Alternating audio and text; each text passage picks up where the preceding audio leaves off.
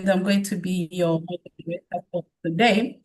My name is Dr. Leah Shone. I am a postdoc research fellow at Sorbonne University in Abu Dhabi, UAE. I'm an archivist, records and information management specialist, working on different research projects, including technology adoption issues, including issues of equality, inclusivity, and issues of AI implementation in different government processes.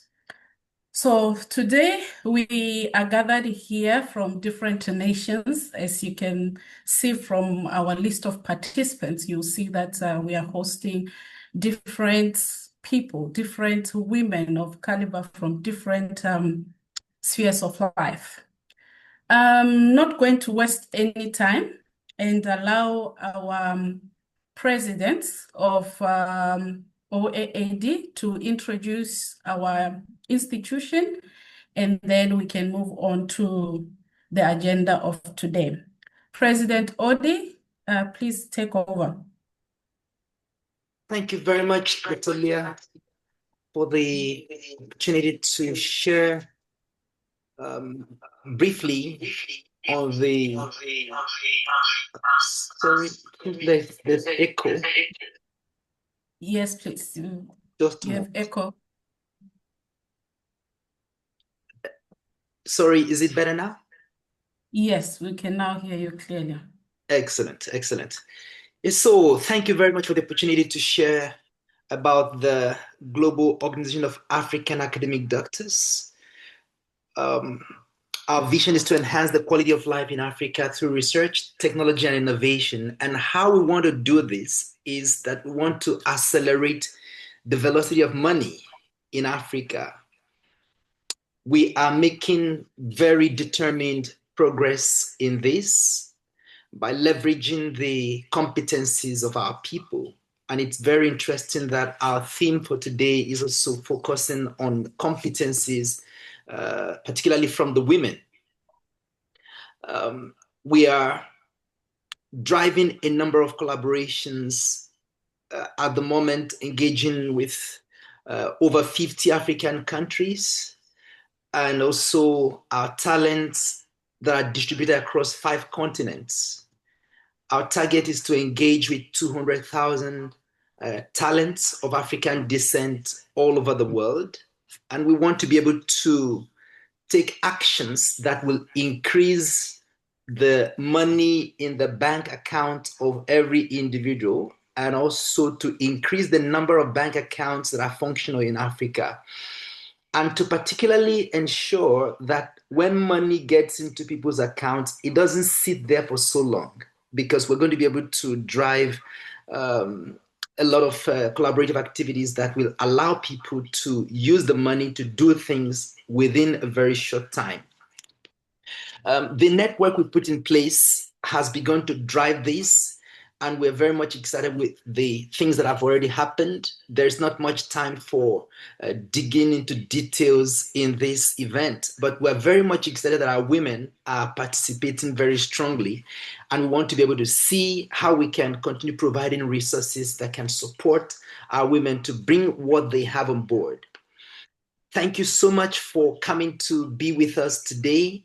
And we're looking forward to also staying in touch with everyone who is participating today to see how we can drive the ongoing engagement. We're moving to different places to make these things happen. So thank you so much for being part of today's conversation. Looking forward to hearing the great things and the business that our women will be building. All the best. All the best. Thank you very much, Dr. Odi. I know our participants may think that the Global Organization of African Academic Doctors, it's a research-based kind of association or institute. I want to let you know that this is a platform that is practical-based. Of course, the majority of the members, they are from a research-based background, but we are here to make impactful projects and activities that will leave a long-term impact on our African nation. So do not feel misplaced when you hear academic. No, don't feel misplaced. And our Women's Network, which is a sub-body of OAAD, it is also diverse because we want to cater for all women's needs, regardless of your society, your tribe, your ethnicity. No, we don't discriminate here, and we welcome all projects. So in today's meeting, we are going to share different themes, different topics based on our main theme, which is women can build, leveraging competencies to balance the scales. So at this juncture, I would like to call upon our committee members for the OWN network to introduce themselves, starting with our coordinator, Ms. Jane. Kindly introduce OWN and yourself. Over to you. Ms. Jane? Oh, good evening, ladies and gentlemen, or good morning, good afternoon. My name is Jane Aleke. I'm the coordinator of the OAAD Women's Network, and Nigeria, and currently I'm still undergoing my program, my PhD program. So I'm happy to be here, and I'm happy to. Thank you. Hello? Ms. Jane? Can you hear me? I don't know. Yes, we can hear you. Thank you for Okay. introducing Okay. yourself. Please kindly introduce OWN's mandate to our participants. Okay, I thought you would go ahead to introduce the other members of the committee I before want them to just come in once you are done and we move on. Oh, all right. Okay, so good evening, ladies and gentlemen. We are happy to welcome you all once again to this year's OAD Women's Network International Women's Day event. I thank you all for joining us tonight, where we talk about issues that affect the full participation of women in Africa.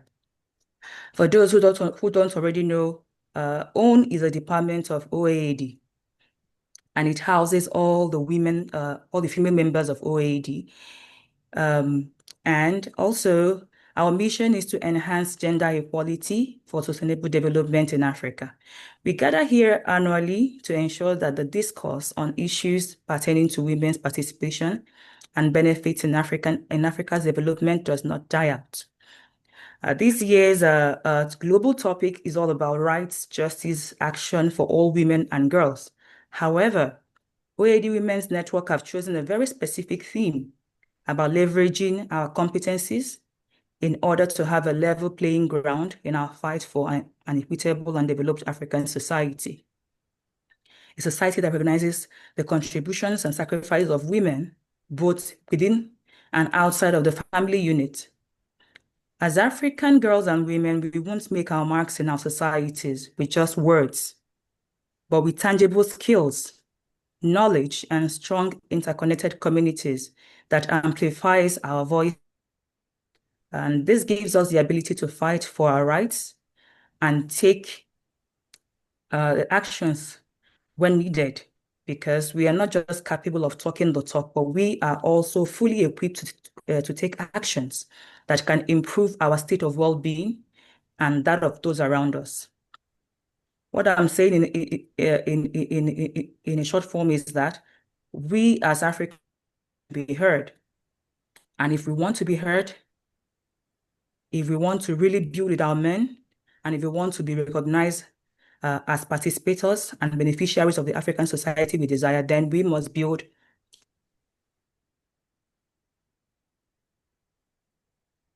where we can be co-builders and beneficiaries of the African society that we dream of. Once again, I'd like to welcome everyone here tonight to the 2026 edition of the OAD Women's Network International Women's Day event. Right now, I'll be leaving the floor for our committee members to introduce themselves, and also for our four speakers to do more justice to this topic. I hope we all have a great evening as we listen to our speakers. Thank you all. Thank you very much, Ms. Jane. That was profound welcome remarks. May we continue with the introduction from all members? Dr. Isioma. Good evening, everyone. I'm Dr. Isioma Lauren Egun. I'm a chemical engineer, and I'm happy to be part of the O Network. It's my pleasure that tonight we'll be able to look at how we can leverage competencies to achieve balance and be able to balance the scale.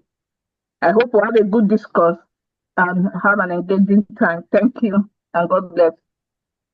Thank you very much, Dr. Isioma. Dr. Mavis? Good afternoon, good evening. I'm Dr. Mavis Kolobe. Currently, I'm in Botswana with the University of Botswana. I'm happy to be here and I'm hoping for a fruitful discussion. Thank you. Thank you, Dr. Fambo.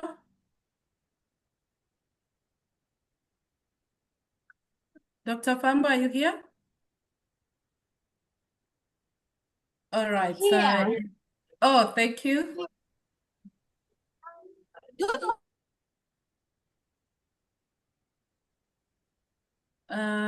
Unfortunately, Fambo? Okay, I think she's having network issues. So we have Dr. Huldah Fambo and also Dr. Low. It is a pleasure to be here today. Yes, can you hear me? Okay, now we can hear you. Thank you. Okay, should I restart? Oh my God. Yes, Should please. I repeat? Okay, good morning, good evening, everyone. My name is Huldah Fambo. I'm doctor in economics. I'm the former General Secretary of OAAD and the current coordinator of the OAAD Economic Group and also a proud member of the OAAD Women Network. And it is an honor, a pleasure to be here today to celebrate women all over the world with own. This is not just a celebration, it is a commitment. So thank you for joining us as participants or as speakers. Thank you. Thank you very much, and thanks to my team members. Anyone who have some, interesting projects that you feel they can benefit women, please feel free to get in touch with any of our committee members. So without wasting any time, I would like to introduce today's first speaker, who is none other than Apostle Abi Rasia, who is a woman who holds, different positions. She's a jack of all trades. First, she's a director of Purple Duty. She's a general manager at Alliance Media Botswana. She's a small-scale farmer, and above all, she's also a pastor. So Apostle Abi is a renowned devotee pastor and a marketing and sales specialist. Oh, I'm sorry, the missile alerts are coming in, so you'll be getting these disturbances throughout. She's an apostle, a teacher, an empowerment speaker, and a businesswoman based in Botswana. She has dedicated her life to spreading the word of God and impacting lives nationally and internationally for over 20 years. She is the founder of Word Faith and Divine Healing Ministry in Botswana and a member of the International Council of Churches Intercessors, the World Economic Congress, Kingdom Apostolic Mandate, and also Apostolic Bishops Network. So Apostle Abi, you are welcome to share the screen and take over. Thank you so much, Dr. Leah. And thank you so much, everyone, for inviting me to this platform. Thank you for the introduction. And I'm also grateful for this invitation. And I'd like to extend my gratitude to the president and the host, our host, and all the organizers of OAAD that I already, and the panelists that I already admire this day. Let me share my screen. I'm going to briefly just take you through. I'm sure most of it has been said already in my profile.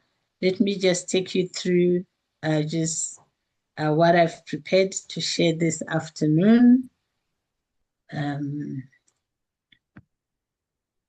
Is my screen showing? Can you all see? Not yet from my side. Not yet. Not yet. Okay. Let me come out like this. Share. I have to redo it again.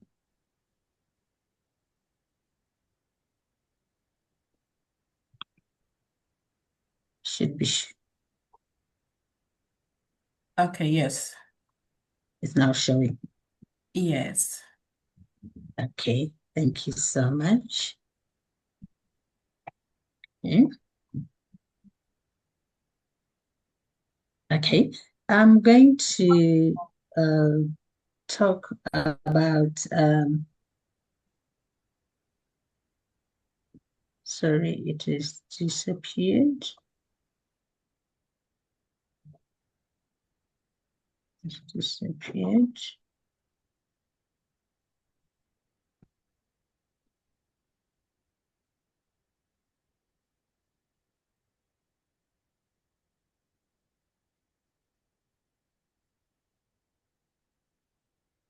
Are you seeing my screen? Yes, it's visible. Okay. Just hold on. Mine has disappeared from here. I'm actually just seeing Dr. Leah instead of seeing my screen. Oh. Okay, just a second.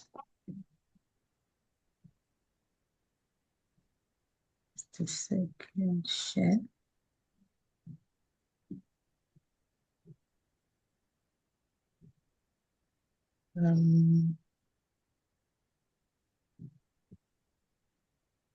Okay.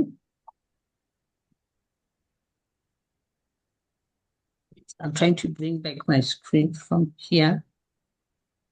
Or you may consider stopping Yes. and sharing again. I think now I can see it. Okay. All right. I'm talking about strengthening women in business.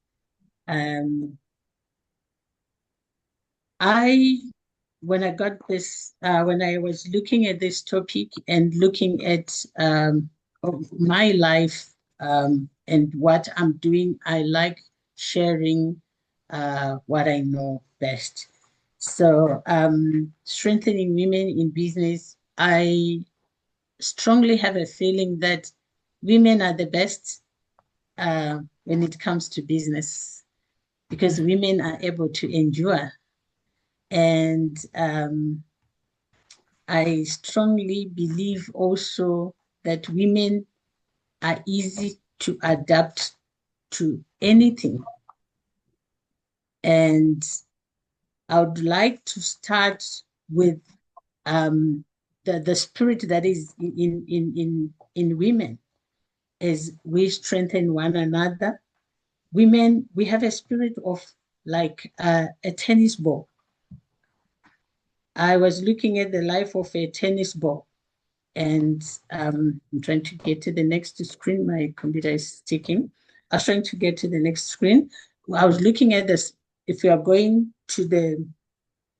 look at the spirit of a tennis ball, and what happens when you hit it hard?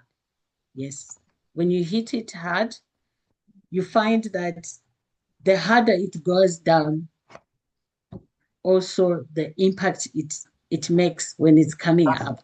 So a tennis ball is spiritually, it symbolizes resilience, like high energy pursuit, and the need for focused attention. And it represents the ability to bounce back from the challenges and metaphorically the passionate pursuit of one's destiny or God's purpose. as often as described as chasing the tennis ball to overcome obstacles.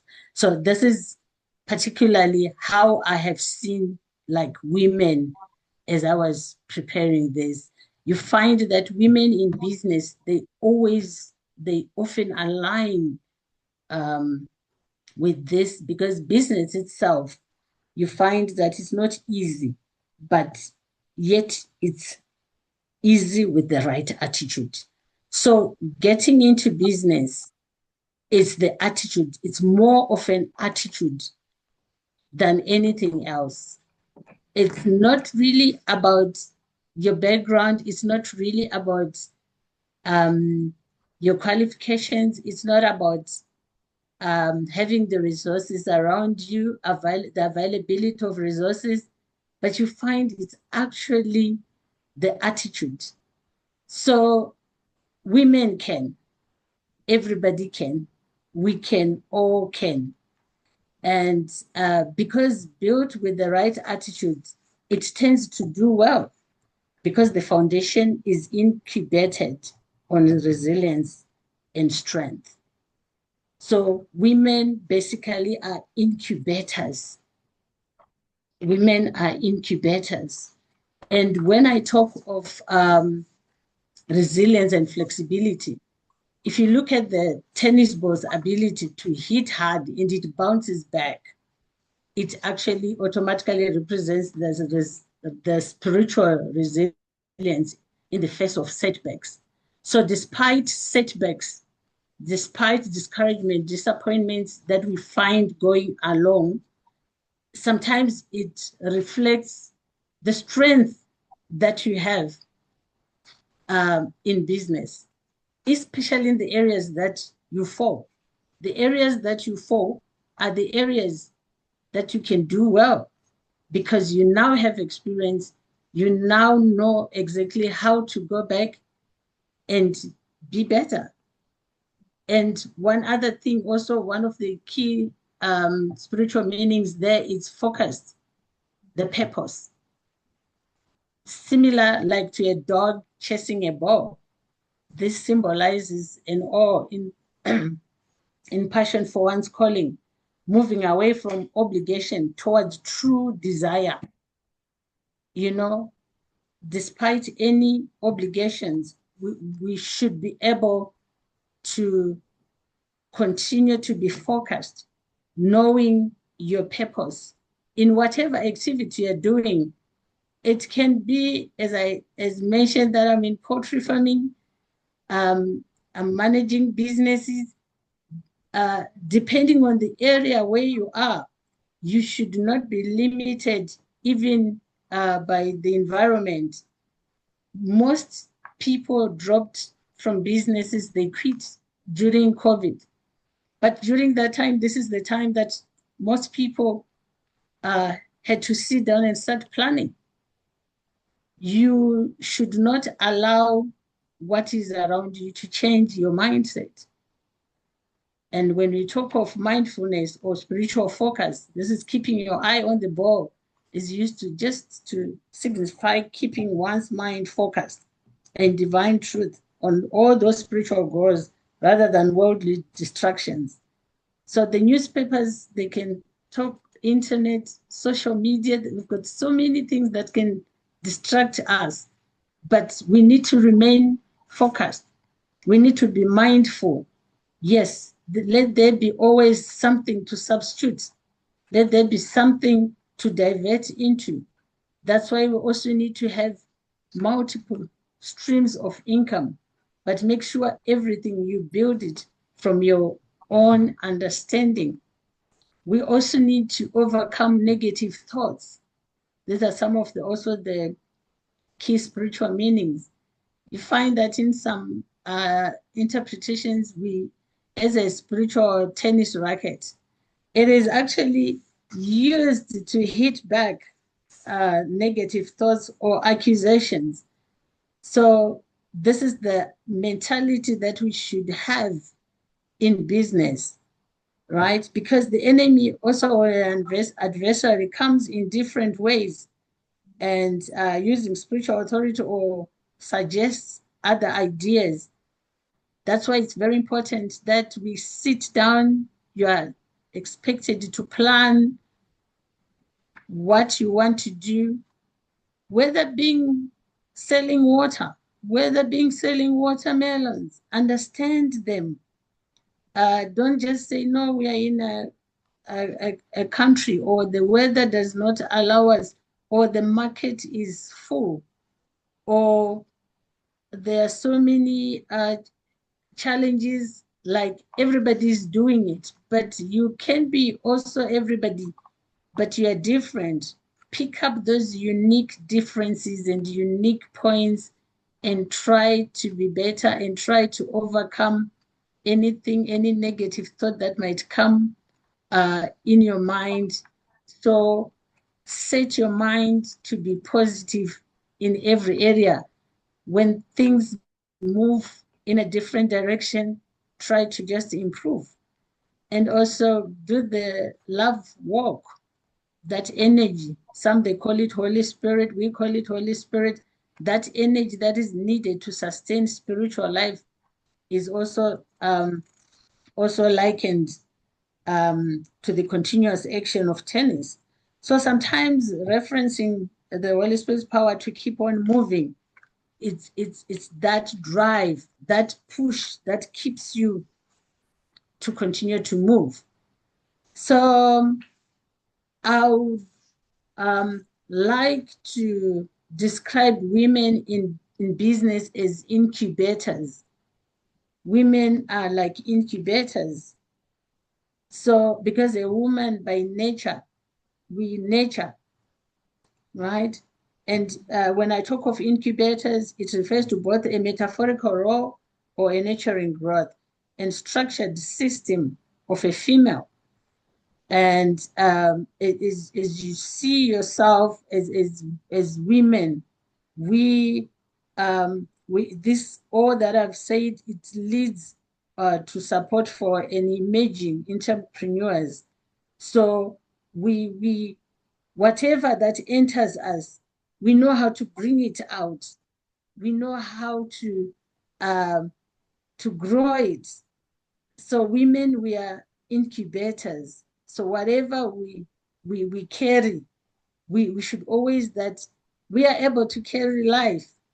So whatever we carry has got so much power, and whatever we carry has got life. Whatever we carry has a potential to grow and grow beyond what we can even expect.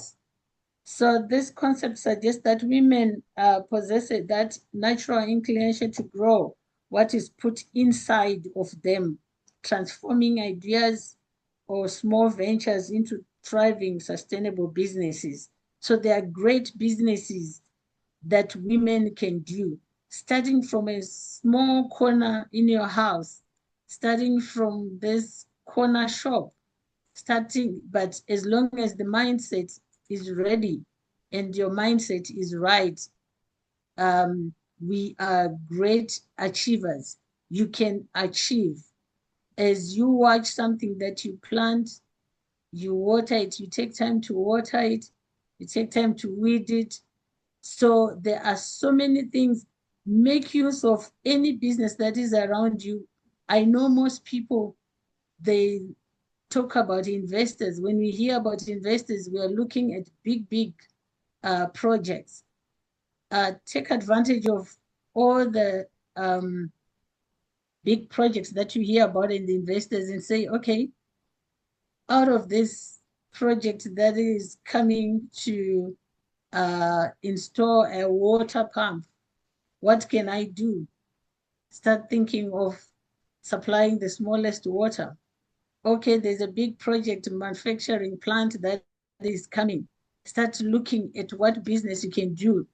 Maybe become the HR of that type of business. See opportunities of some other businesses that can come out of that. Maybe you're the one that has to supply the food there. Maybe you're the one that has to come up with the worksuits for that plant. So as you hear and having a positive attitude, we are not moved backwards. of what is coming up, but make use of every opportunity. And also, I'm just running down also because of my time. The strength of a woman in business. The strength of a woman in business also is defined by a combination of high emotional intelligence and collaborative leadership style, and a proven ability to drive superior financial performance. So high emotional intelligence, EQ, women often excel in emotional self, awareness and empathy. So this allows for stronger trust-based relationships and better conflict resolution, and the creation of psychologically safe environments than foster innovation. And also you find resilience and adaptability, often having a negative navigated system barriers and biased environments. So women in business demonstrate significant resilience and ability to pivot through crisis. And lastly, I'd like to just talk about patience. When we encourage women and strengthen women, we should have patience. Patience in women in business is often a strategic superpower rather than just a passive trait. It manifests as the ability to endure short-term pressure to achieve long-term sustainability. So we need patience. We need to make sure that we go through the process. It's a core component of incubator leadership process, just like a woman carrying a baby for 9 months. It's there's those starting stages. You go through 9 months patiently waiting, and patience is not about doing nothing. When you are waiting, you just wait without agitation. It involves gathering of information. That's the time you have to gather information. That's the time you have to assess the context, and acting only when timing and preparation align with long-term goals. So it is very important, because most of us, we want our businesses to be microwave businesses, and we forget to go through the process and wait. So with this, I was just trying to beat the time, but with this, I'm sure we are all encouraged and strengthened, and women, we are gold diggers. We can do it. Let's go out there and do it. Thank you so much for your time. Thank you so much for listening. Back to you, our host. Thank you very much, Apostle. This is very interesting. That theory of the spirit of the tennis ball, really, we can relate. And it's quite, difficult for most women in business, because most of the time women complain of different struggles that they go through in different positions at work, even in their own personal businesses. They complain about a lot of things. So I hope from this session, those who are here have managed to grasp something. And when you go back to your business or your professional work setup, you'll be able to stand strong and be like a tennis ball. I remember there was a lady who shared her story. She's an owner of a construction company in Botswana. And she mentioned that to bring her business to the point it is now, she struggled a lot, because construction is a male-dominated field. So for her to get contracts, it was difficult. She approaches a client, she is declined just because she's a woman. They could not trust her skills as an engineer. So those are some of the challenges we face as women in different spheres. I hope we are encouraged this evening. Not to waste time, I would like to move on to our second speaker, who is Dr. Nena. She is going to talk about financial analysis skills. So who is Dr. Nena Amuji? She is a multilingual financial analyst and energy economist distinguished with a dual-track career in high-impact corporate finance and influential global policy research.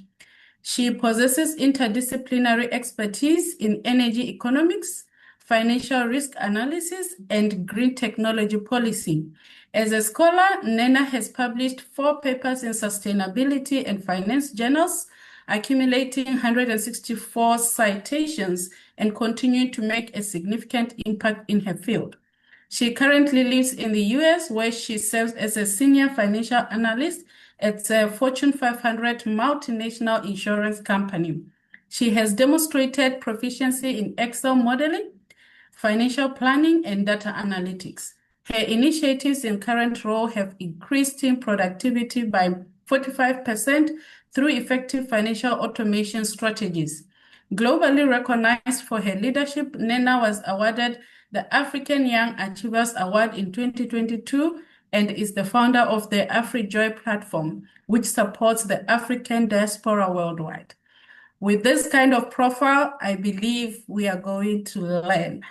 Dr. Nena, over to you. Please, Dr. Leah, I No? just got a message from her. She got into something she needed to, not something planned, but she would like, if possible, she can come up shortly after. Okay, so let's we can check move on. if the next speaker is available. Dr. Kushbu, are you available? Yes. Okay, so apologies for our absent speaker. We will move on to Dr. Sahran, who is going to present to us on building balance, mental well-being strategies for women in dual roles. So Dr. Kushbu is an academic leader and pediatric nursing specialist with 13 years of experience in teaching, research, and academic administration. Currently serving as Associate Professor and Head of Department at SGT University, India. Expertise in child health nursing, adolescent health, maternal child research, non-pharmacological pain management, and simulation-based nursing education. She actively engages in research supervision, accreditation process, and curriculum innovation aligned with global nursing standards. Dr. Kushbu, you may take over. Thank you, this wonderful introduction, and good evening, good morning, everyone. So I'm sharing my slide with Yes, please. just.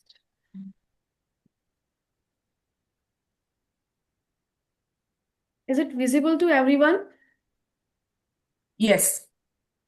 Okay. So the topic is building balance, mental well-being strategies for women in dual roles. So as women, we are playing multiple roles. We are dealing with multiple relationships in our family, in our workplace, in our different scenarios. So how we will maintain the balance and how we will cope up with the stress and issues those are related to the particular scenarios. So without wasting my time, your time, so I will come to the points.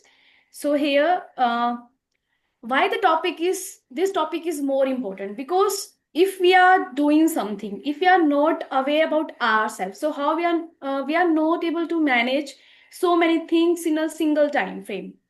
So for that purpose, we need to identify our priorities. We need to bring self-awareness and how we will manage and how does something affect me at my workplace and in my family, in my different relationships. So the women often perform dual role at home and work. So sometimes we are play role as a daughter, sometimes we are play role as a researcher, sometimes we are play role as a mother or maybe wife. There's a multiple role and we have to balance each and every area. So the multiple responsibility definitely will affect our mental health.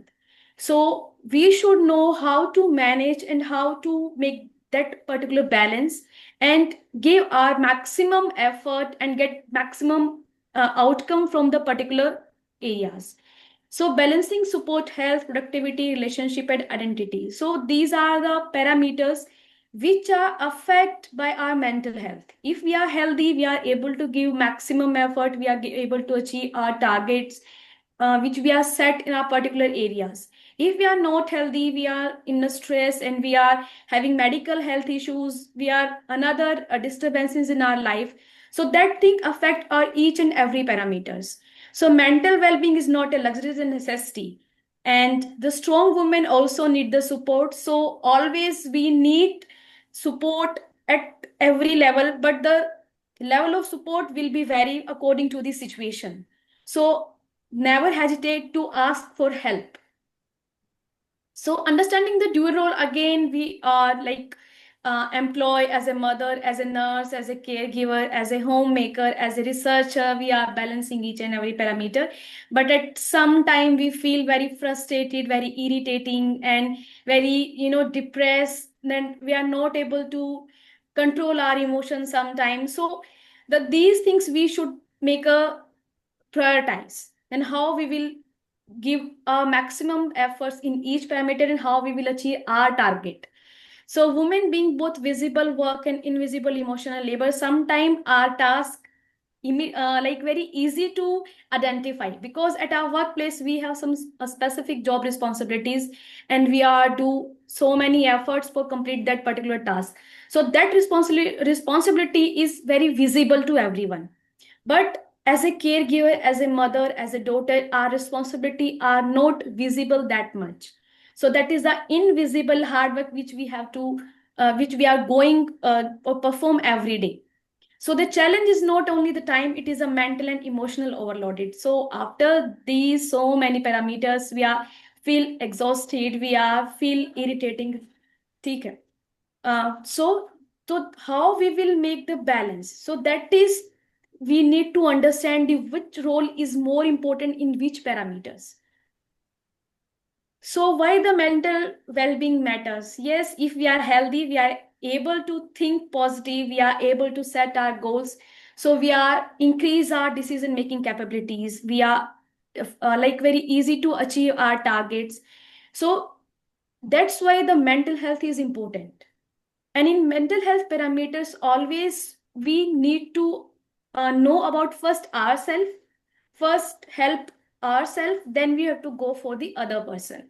So the women think clearly and cope up with the pressure. So firstly, we need to identify the trigger points in which parameters affecting me more. So we need to generalize that things so we get know the sequence, which is more important, which is less important, which is we can perform immediate, which we can balance later on. So with the help of that, we are able to balance that pressure. Then reduce fatigue, irritability, guilt, and self-doubt. Yes, if we are not in the healthy mindset, so we have faced all these problems. And due to these parameters, they will affect our outcome, our performance, our targets. And they are also affect our level of confidence, our daily life functioning also affected by this. So the key message here is the strength does not mean silent suffering. Real strength include asking for help, reset, and setting the limits. So we need set our boundaries. Yes, this is my boundary and I don't want to cross this boundary because this is my maximum stamina. So we learn to say no where we have to say no, where we have to stop others and stop ourselves. So now I'm talking about the balance framework. In this framework, just we should know about ourselves, our different parameters, and we learn how to make ourselves balance. So like the first point is build self-awareness. Yes, firstly, you have to recognize your emotions. When you are feeling stressed, when you are feeling happy, when you are feeling sad. And due to that, you are able to analyze the trigger points and your area where you have to drain maximum energy. So after this things, you have to make in a sequence or in a prioritized form. So you're able to learn ki, yes, these are the points where we need to work. Then identify the strength, limitation, and unmet needs. So on the upper parameters which we have set already, we will work accordingly. For example, if I'm having a lot of work and 2-3 objective achieve within a month, so I need to set that goal ki yes, this first objective we have to achieve first.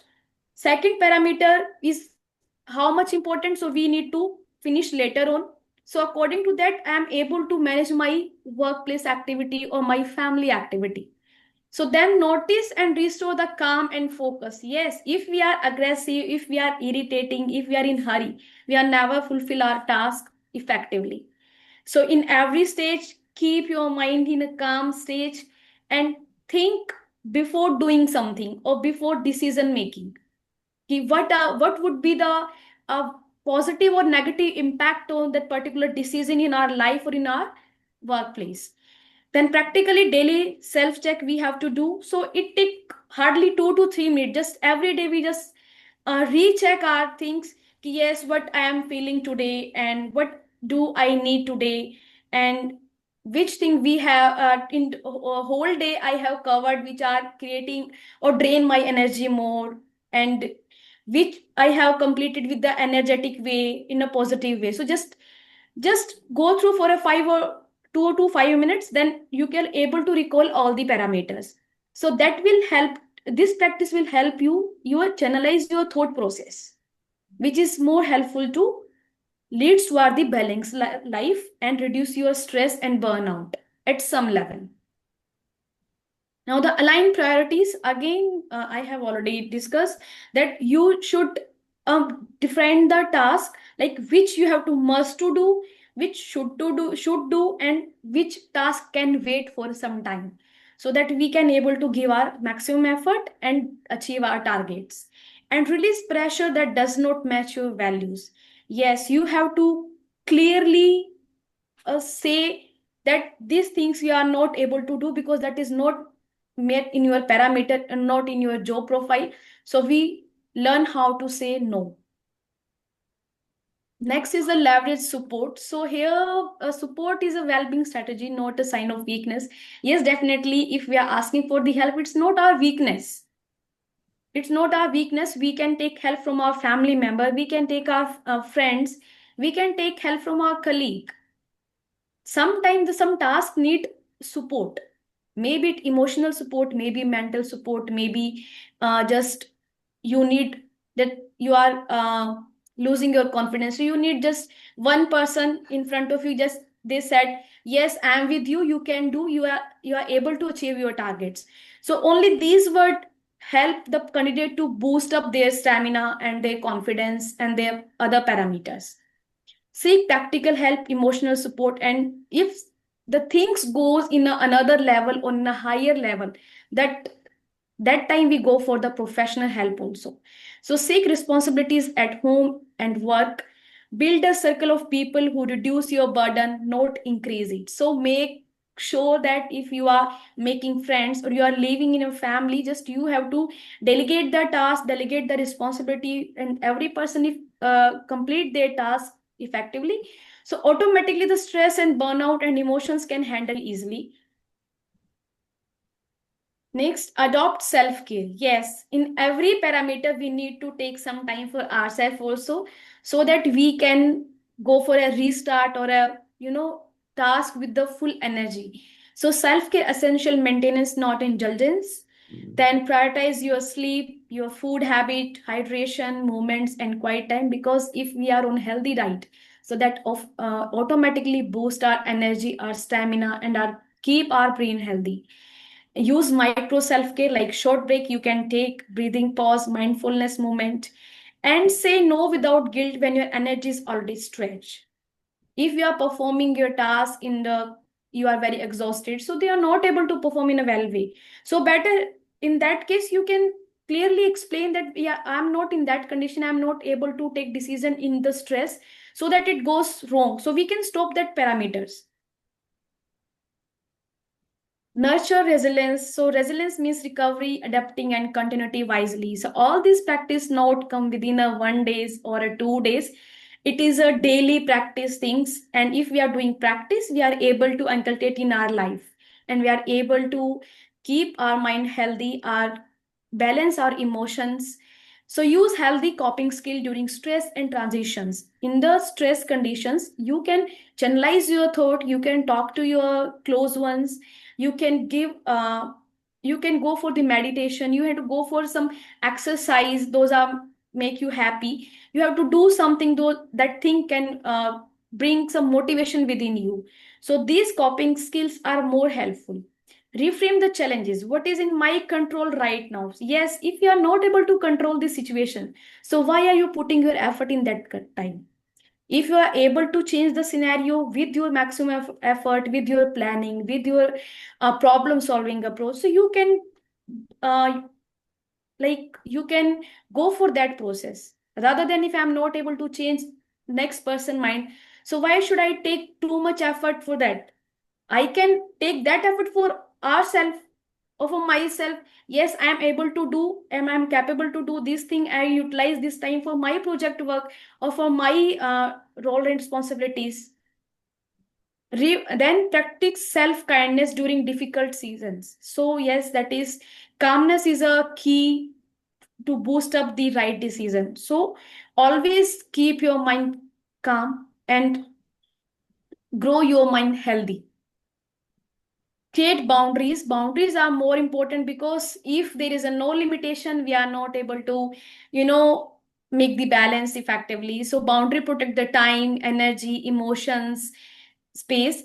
Set the limits in a work hour, caregiving load, and digital access. So these are the basic parameters which we have gone through every day in our life. Like we are exhausted in our workplace because working hours sometime due to any project is increasing, or sometimes something happening in the family, some stressful happening in the family, someone is sick in the family. So we are like in that condition, what we are able to manage. So we need to shift our energy from one place to another place, and energy is play a vital role. If we are think with the positive manner, that energy will increase and we are taking good decisions. If we are think about start from the negative parameters that affect our energy, that affect our stamina and our brain functioning. Use respectful boundaries, statement clearly and consistently. Yes, maintain your self-respect. That is important task. Otherwise, the another person will take benefit from your activity and harm you again and again. Prevent burnout by reducing overcommitment. Yes, if you are full with the task, so say no clearly.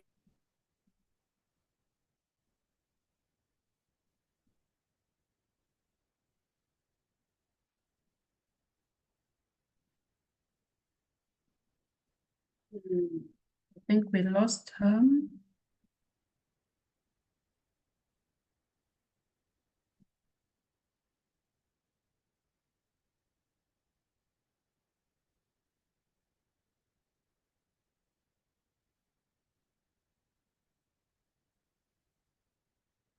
Let's give her a few moments to reconnect.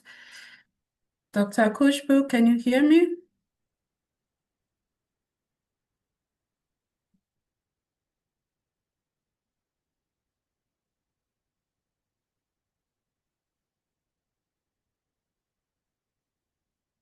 Okay, she has disconnected. Let's give her a few minutes to reconnect.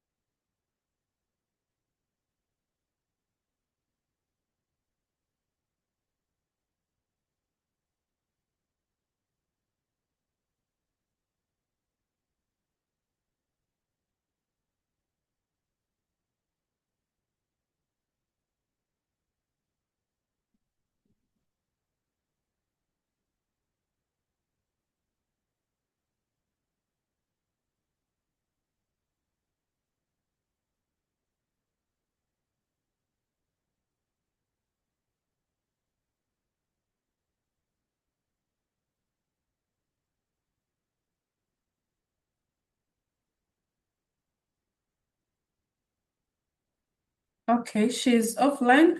We are going to move on with the next speaker. If she joins us again, she'll continue with her presentation. Pardon us for the inconvenience. You know, technology cannot be trusted, but we move on. Do we have our third speaker? Dr. Nena, are you here? Yes, I am. Just hold on. I think she's trying to join. Dr. Kushbu is trying to join. Yes, she's back online. Dr. Odi, can you please assist? Sorry for there's a network issue, so I'm not able to share. Yes, it's okay. Please continue. You may Yeah, share yeah, your sure. screen again.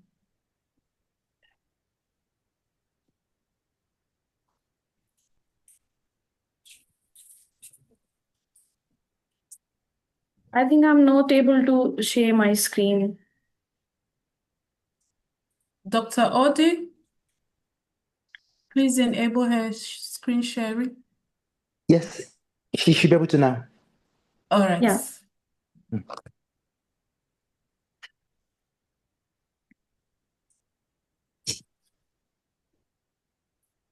It's visible now? Yes. Okay, so empower women. So first is support women through voice, dignity, and shared responsibility. Then normalize mental health conversation without shame. There is feel hesitation when you are feel overwhelming, you are feeling burnout, you are not able to control your emotions. So say clearly. So due to that, you are able to ventilate your brain, your minds, and you are feel good. Create supportive workplace, home, and institutions. Value both visible work and invisible care work. So in every area, if we are set the boundary, we are prioritize our responsibility and delegate our responsibility with the other person also. So that will help us to manage all the things together. Now the practical daily strategies which we have to done in our daily routine life, so that will help us to maintain our stress in our life. So start the day with the simple plan, realistic expectation. So keep small goals and try to achieve that. So that will help boost your energy and balance your emotion and increase your productivity. Take short mental breaks between the demanding tasks. If we are in a one project, so give full energy that area, because that time the task need your all the efforts. After that, you take a short break, refresh your mind, refresh and restart your activity, so you will feel more energetic. Then ask for help before stress become overloaded. If you feel overburdened, so say clearly, because you have to set your limits. Practice gratitude and stay connected with the supportive people. The people are giving positivity to you, so always communicate with that. And take one day at a time. Progress matter more than a perfection. We are not able to give everything. We are not able to balance each and every parameter in a same time. So we need to think about that. So the key message is women do not need to be perfect to be powerful. Yes, there are some imperfections we need to accept, and we will try to achieve our targets. Positive productivity. Balance is a continuous process, not a fixed destination. Yes, we are not able to achieve all these parameters in a one day. They need practice. So every day, small steps will help you to achieve your big targets. Mental well-being deserve daily attention. Yes, your brain also need rest. Brain also want energy. Brain also need nutrition. So we maintain each and every parameter. Support, self-care, resilience, boundaries make balance possible at some level. So this is all about my topic. So I hope I am able to justify the theme. And thank you so much, organizers, for allowing me this topic as a speaker. Thank you so much. Thank you very much, Dr. Kushbu. This is quite an interesting presentation, because really, for me specifically, it comes at the right time where we are facing this, anxiety and this ongoing conflicts. And to tell you the truth, it's never easy, especially for a woman, because you need to juggle in between your studies, taking care of your family, even though I'm not with them, but you need to be in constant communication and to achieve your academic goals or your career goals.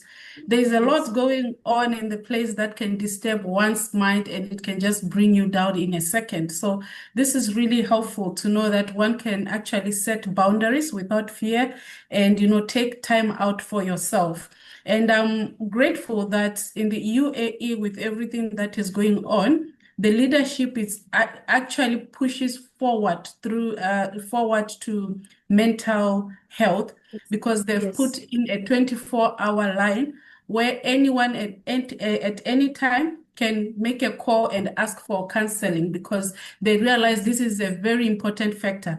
And it's a pity that for most women, especially in Africa, not just women, even with men, in our African communities, we find it very difficult to admit that I have reached my limit and I need to seek for counseling. The moment you are seen going for counseling, they start labeling you as a mad woman or a madman, or you are somewhat weak, you can't control yourself. You are given all types of texts. And because you are really trying as a woman to balance and you want to reach a certain, career goal or a certain position in your business or at work, you find yourself burnt out and you don't take time out for yourself. So this is really, really key and important above all, to take time out for yourself. Give yourself some love, give yourself some care.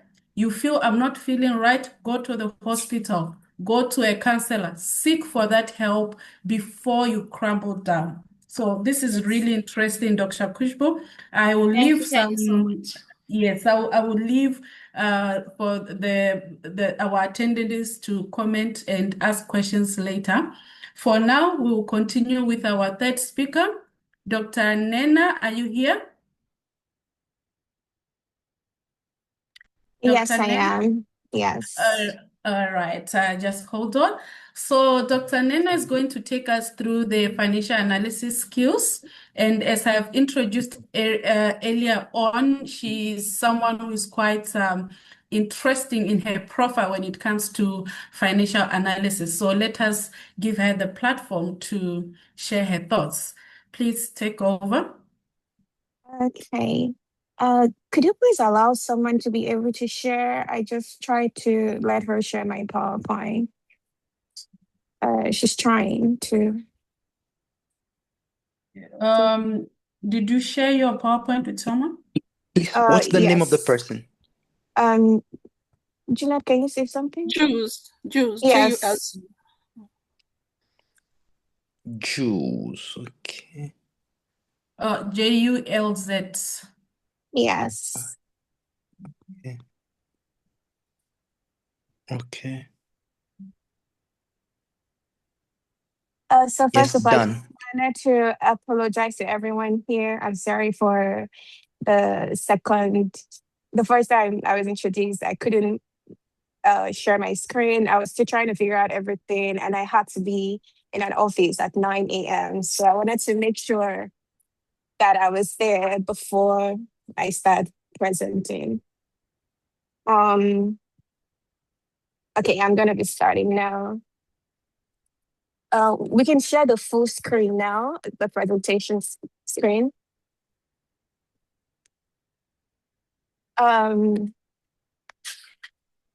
Okay. I'm already sharing. I don't know if you can see my screen. Yes, if we can share the full screen, that would be better on full presentation. It's on full screen now. Can you see it? Yeah. Okay. Okay, great. First of all, I wanted to say that I am so grateful to be speaking to my fellow ladies and the form of OAAD. And this is a very good opportunity for me because I'm very passionate about having to talk to ladies about something related to skills that we could use at our workplace or something that we can use to leverage and balance the skills, just like we have been told in the beginning. I like the way our president mentioned something like ladies, we are in the family, we are in the work field, but we need to learn how to balance the skills. So I thought about how do I bring my topic to light when I was told I have to talk about the financial analysis skill. And I thought it would be good if I tell us about the analysis field. So I'm going to be starting off and making my topic. The name is Mastering the Analysis Field from Classroom to Boardroom. So my goal towards the end of this presentation is that we learn how to build a career that is rooted in excellence and impact. Can we go to the next slide? Yeah, I'm already sharing the next slide. Or It's still mindset and competencies. Yeah. It still gets to come up. I'm not seeing it. Is every other person seeing it? No. Okay. Yeah, we are not seeing it. The second slide. I'm actually sharing the second slide. Yes, here. This is okay. Yeah, this one. Perfect. Thank you. So my first question, I would like to really make this very conversation based. And my first question in this slide is, how many of us have heard something about analysts? Have you heard anything like an analyst role? And what type, I would like you to put in the chat, what type of analyst roles have you heard about? Like data analyst, financial analyst, business analyst, just put it in the chat. What type of analyst role have you heard about? I'm waiting, please. Can you hear me? Can everyone hear me? Yes, we can. I'm waiting. We can put in the chat, what type of an analyst role have you ever heard about? Have you heard about a business analyst role, or data analyst role, or financial analyst role? Perfect. I'm seeing a lot of data analysts, digital analysts. Okay, financial analyst, that's perfect. Business analyst. Thank you all for engaging with me. Please, let's engage so that we can, I'm sure that everyone is following up with me. And from what you see, when you see like data analysts, digital analysts, business analysts, what would you say the first time you glanced through a role that said data analyst? What was it? What do you think are the skills that are needed? What do you think are the competencies that you need to be in that role? Just one or two things. Like I need to know mathematics, or I need to be a guru in mathematics. What were you thinking the first minute you saw data analyst role? Statistics. Statistics, great. Another person?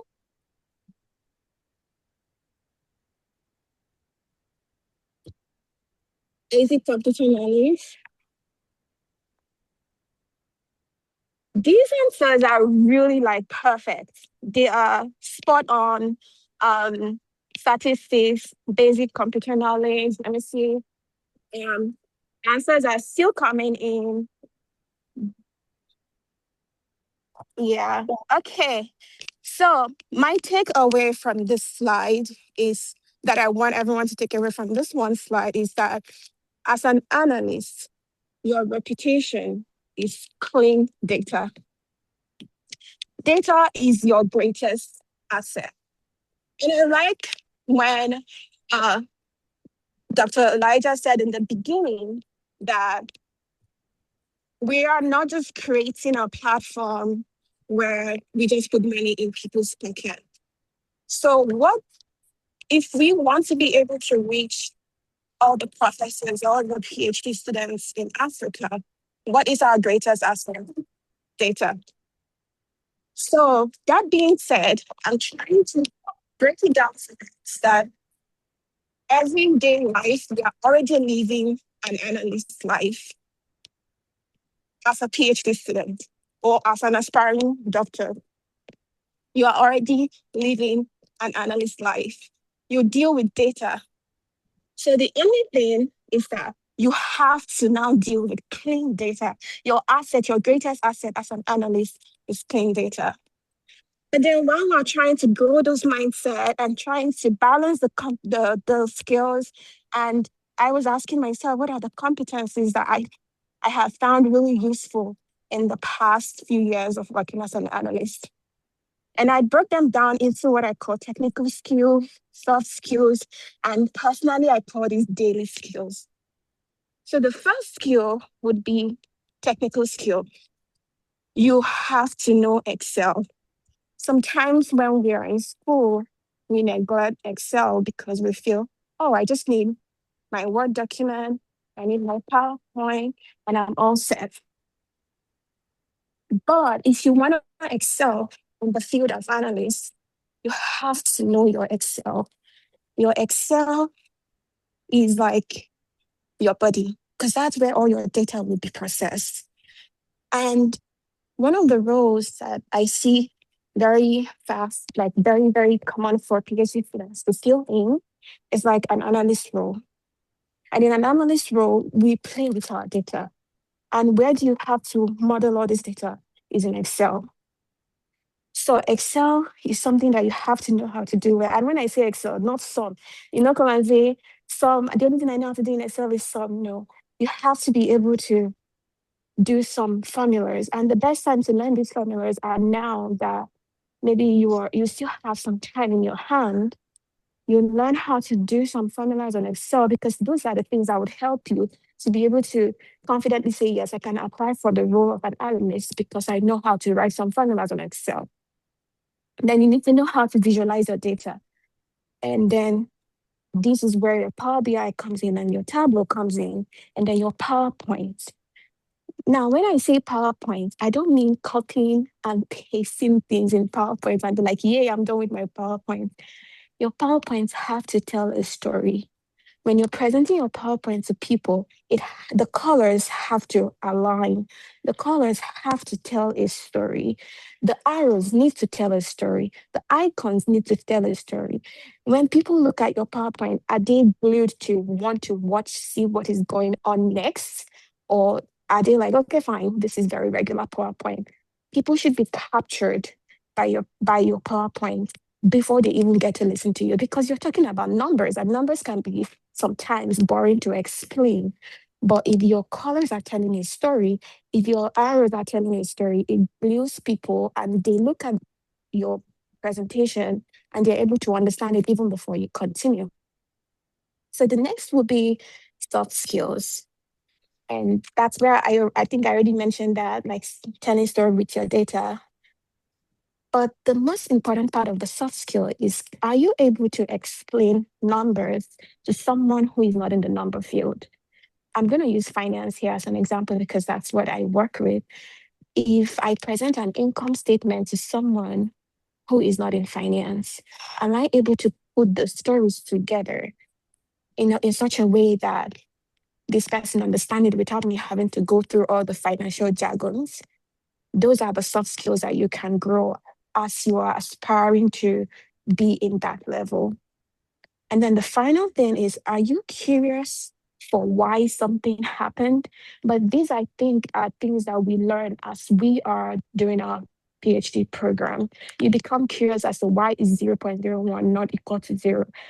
0 and 0.01 is not the same. If it's supposed to be 0, it has to be 0. If it's 0.01, you have to find out why. So are you curious, or you're like, oh, it's fine?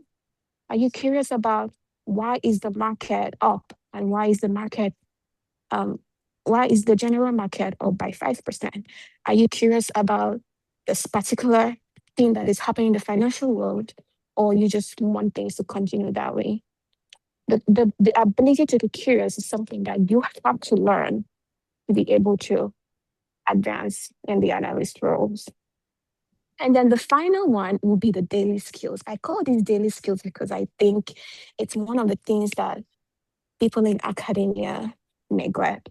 we grow our technical skills, we grow our soft skills as time goes on, and then we forget the daily skills. The daily skills, I believe, are the skills that gets you the job. People are willing to teach you Excel. People are willing to teach you PowerPoint when they hire you, but they will not hire you if they don't think they can work with you. And when I say they can work with you, I don't mean that, oh, you're smart, I can work with you. No, because they know they can teach you that if after they hire you. But are you easy to work with? Are you fun to work with? People spend a lot of hours in their job. They need to know that talking with you alone is fun. Like they can smile with you. They look forward to seeing you at work the next day. That they can hire you and that you are coachable. You are somebody that they can teach something. So starting from when you're taking your interview, were you able to smile? Were you able to honor people and be like, hey, that's a good shirt you have there. Like, where did you get that from?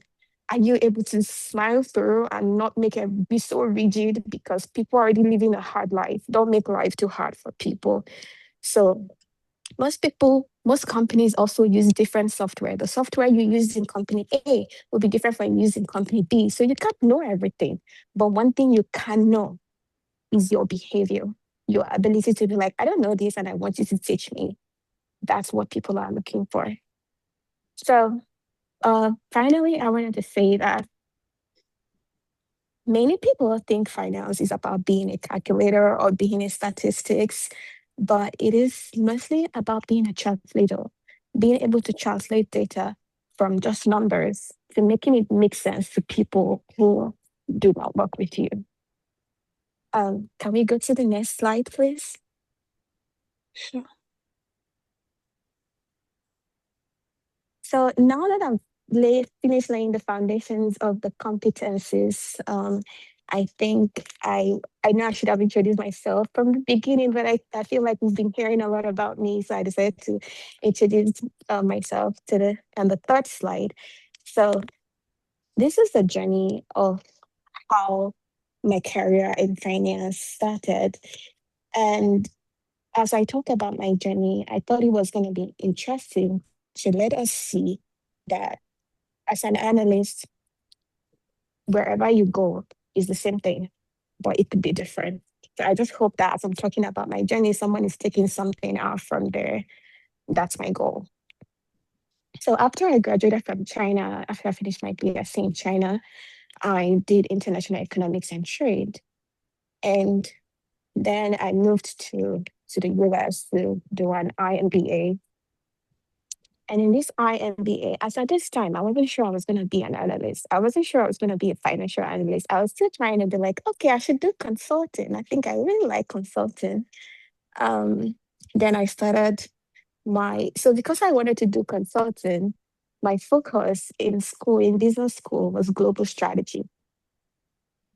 And then while I was doing that, I started my internship at SiriusXM, where it was more like connected vehicles. My department was more connected vehicles. So you'd see that this is connectivity, but what I was doing was sales analyst. So in that time, I was still like, okay, maybe I should do sales analyst because I was just coming from China where I think I had a good grip on sales and I had done like help people buy things. I think I understand the market. And then I did sales analyst. Then as I was finishing my internship, I moved over to UPS and that was how my financial analyst journey actually started. And then I started as a financial analyst. UPS, I don't know if you know about UPS, United Parcel Service.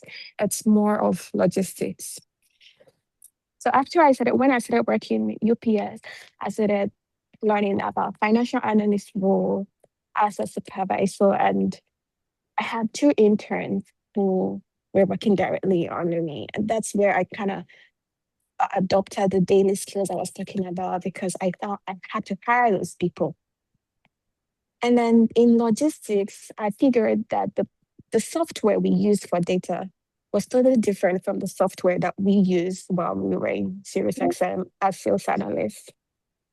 And then the next year, I moved over to Assurant as a financial analyst too. And guess what? It's insurance, but the software that we use were also different from the software we are using, and it's still the same financial analyst, right?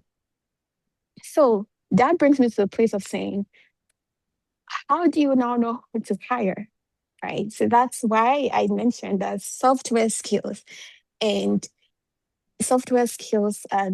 daily skills are really important. Did I break? Can everyone still hear me? Yes, we can hear you. Yeah. Okay. So, and then in 2024, I got promoted as a senior financial analyst, but I still work here. And in the past 2 to 3 years of working here, we've changed our software twice, and we just had to learn them again. So I think in this journey, one thing that I have learned is to open your mind to changes and be coachable. Be ready to learn, and just know that the people that you work with, they also are learning. They're also in this learning journey. Because one thing that always happens when you are in a field where you feel like, oh my God, am I supposed to be here? That's the first thing that comes to your mind each time you're surrounded with experts in this field. You start doubting yourself, or if you make one mistake, like you are afraid. But you have to know that you already built the competencies that it took for you to get there. And that would be what I'll be talking about in my next slide. You already built the basics that it needs for you to get there. All you need to do is to stay open, to learn, and be able to specialize in your field. And that brings me to the part where it says, your degree gets you the interview. Your communication and your specialized needs gets you the job. So when I say your communication is your ability to communicate what you have done. I have seen some people's resume, and when I hear about these people, I'm like, then why is your resume not communicating who you are? Sometimes we undersell ourselves in our resume, especially we Africans. I'm sorry to say this, but we do not know how to sell ourselves in our resume. Your resume needs to communicate you, get you to the door even before you arrive. Communicate your resume properly. I have done this. I've mastered this. I led this. I managed this. You don't have to put your resume as you're going to do. Put your resume as I have done. So you have to be able to communicate what you have done properly, and then find something that you specialize in. If Excel is what you are good at, do it very, very well. If energy is what you are good at, be an expert in it in such a way that if I wake you up tomorrow, you are able to analyze data for me. If cybersecurity is what you are good at, take all the steps that it takes, because you can only do what you can do.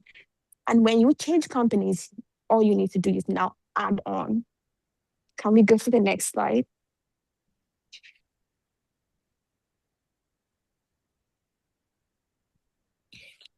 So in the goal for us to balance the skills, we have to also sort out like what are the careers that women. Sorry, Dr. Nena. Oh yeah, I'm almost done. Can you hear me? Please. Yes. Yes. Okay. So what are the pathways that we have to take to get to this point?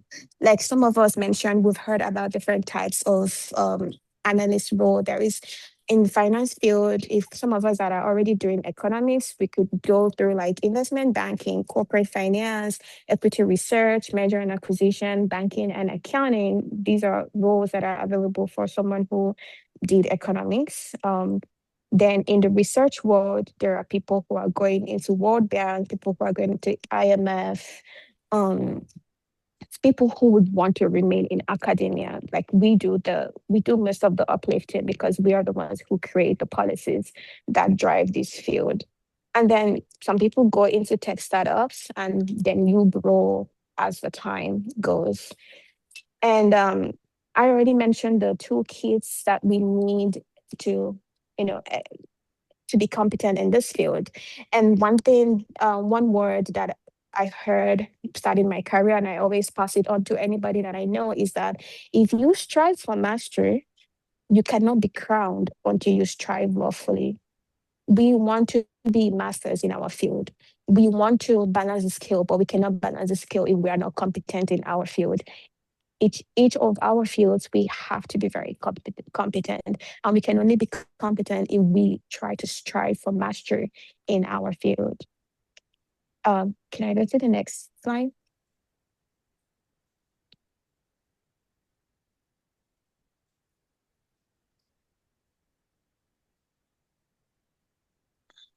Okay, so this is my final slide, and I'll be talking about how to leverage our competences. Already, since we are all, most of us here are PhD students or professors in our field, I would say that we already have these existing competences. The first and the second speakers spoke about women being incubators and how great women are. As a woman, I'm going to be a little bit partial. I know that we have men here. Women are contextually already very intelligent. So we can harness this power and use it in our daily role as an analyst in different parts of our life. Already as a PhD student, you deal with high stakes data management. And this is already what we're doing as a data analyst or as a business analyst or a financial analyst. You handle data every single day. So as a PhD student, you already know how to do that. It's just that this is now transferred to the corporate world. Then the second would be critical skepticism. As a student also, you have been able to be like, oh, I got this massive data and have walked through it, and you were skeptical until you were able to publish your paper. To even publish that paper, you had to go through like questioning of the numbers and getting the policy said and all that. So you already have that skill, and it's also a skill that is very important for you in the analyst role. And then the third one is resilience. If you can build an economic model for your thesis or for your publication, then you're good. There's no software that you cannot handle. There's no Excel software or Excel formula that will look too big for you, that is going to be very tiny for you.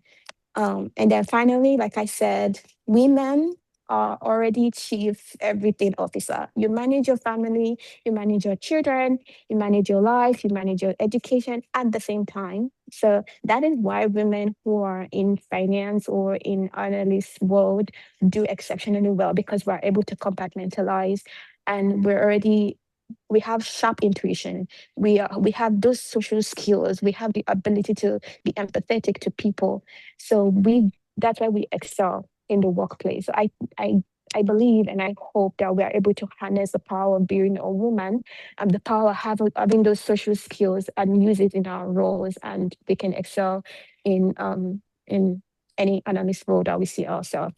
So finally, in my final slide, I just have 2 words for us, which is my final slide. I just have 2 words for us, which is strive for mastery, be a mentee and a mentor. When I say strive for mastery, it's like you cannot balance the skill if you are not a master in what you do. You have to be competent. You have to know your data. You have to find, what do I want to be? I want to be an economist. Okay, so what does economists do? What do I need to become an economist? Follow that pathway and become a master in that field. So strive to become a master in whatever you want to do. And when you become a master, that's one perfect way that you're able to balance the skills and come up on top. And nobody's going to be like, you achieved this because you're a woman. No, you achieved it because you are an expert in your field. And then finally, be a mentee. A mentee is somebody who is ready to be coached, be ready to learn, and then be a mentor. We cannot grow other women if we're not ready to teach other women. You have to be ready to pass on your knowledge so that other people can learn from you. Thank you. Thank you again to the Ladies Network. Thank you, Jane. Thank you, Leah. I hope I pronounced your name properly. Thank you, Dr. Elijah. And it was so nice to get to speak to everyone. And I wish you all a great weekend. Thank you very much, Dr. Nena. Thank you for your presentation. Without wasting any time, let us move on to our last speaker, who is going to talk to our theme for this year, Women Can Build. Our last three speakers have given us some hints on how we should build. You know, we are incubators. We should be like a tennis that can bounce off no matter the hard space. We have heard from mental wellness, mental well-being. We need to take time for ourselves. And finally, with the financial analyst role, you know, no matter the role you are in as a woman, money is what talk. I remember the first speaker said, women, we are gold diggers. So to dig money, you should be in a position to handle the finances. To dig gold, you should be in a position to manage that goal. So in conclusion, for today's series, we welcome Ms. Grace to talk to our overall theme, which is Women Can Build, Leveraging Competencies to Balance the Scales. Ms. Grace is a polymath of modern industry. She integrates structural engineering with the future of digital intelligence. As a civil engineer and AI renewable systems patent holder, she is at the forefront of Africa's energy transition. Her expertise spans VC project management, investor relations, and the strategic execution of PPP and bot infrastructure. Ms. Grace's commitment to legacy is evidenced by her NGO's work in STEM education across Africa and her research and her reach as a gospel music minister. She stands as a testament to the power of combining technical rigor with a mission-driven heart. Ms. Grace, please take over. Hello team. Good day.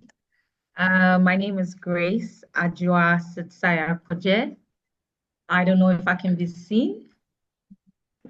Yes, we can see Hello. you. Yes, good day.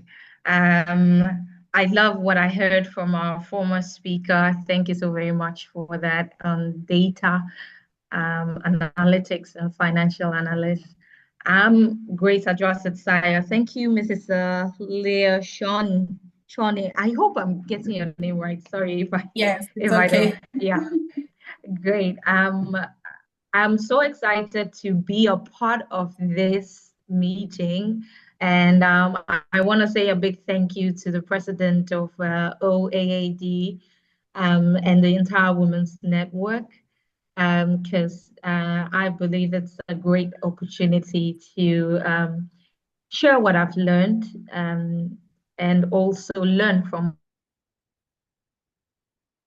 knowledge, especially being women who want to do great things and women who are met with the mundane, excuse me to use the word, disadvantage of being women, and how we can navigate that and flip that so-called disadvantage that the world places on us into an advantage. I believe the saying, it's a man's world, doesn't apply to this generation anymore. It's now a woman's world. What you want to do as a woman and just as able to do it as a man. And I'm going to share my slides through. I don't know if I could be allowed the permission to share. Yes, Dr. Odi, permission to share, please. Yes,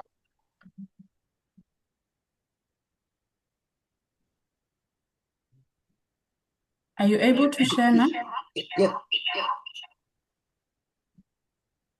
You already have permission to do so. Okay. 1 minute. I'm still disabled. I'm not able. Oh, okay. It's like we enabled a different grace. Oh, Okay, Grace. What's the name okay, yeah, I've seen it. Yes. Yes, please. Okay, okay. Right, please go ahead. Okay, great. I'm able to share now. Great. Okay. So, if we look here, basically, we can see this.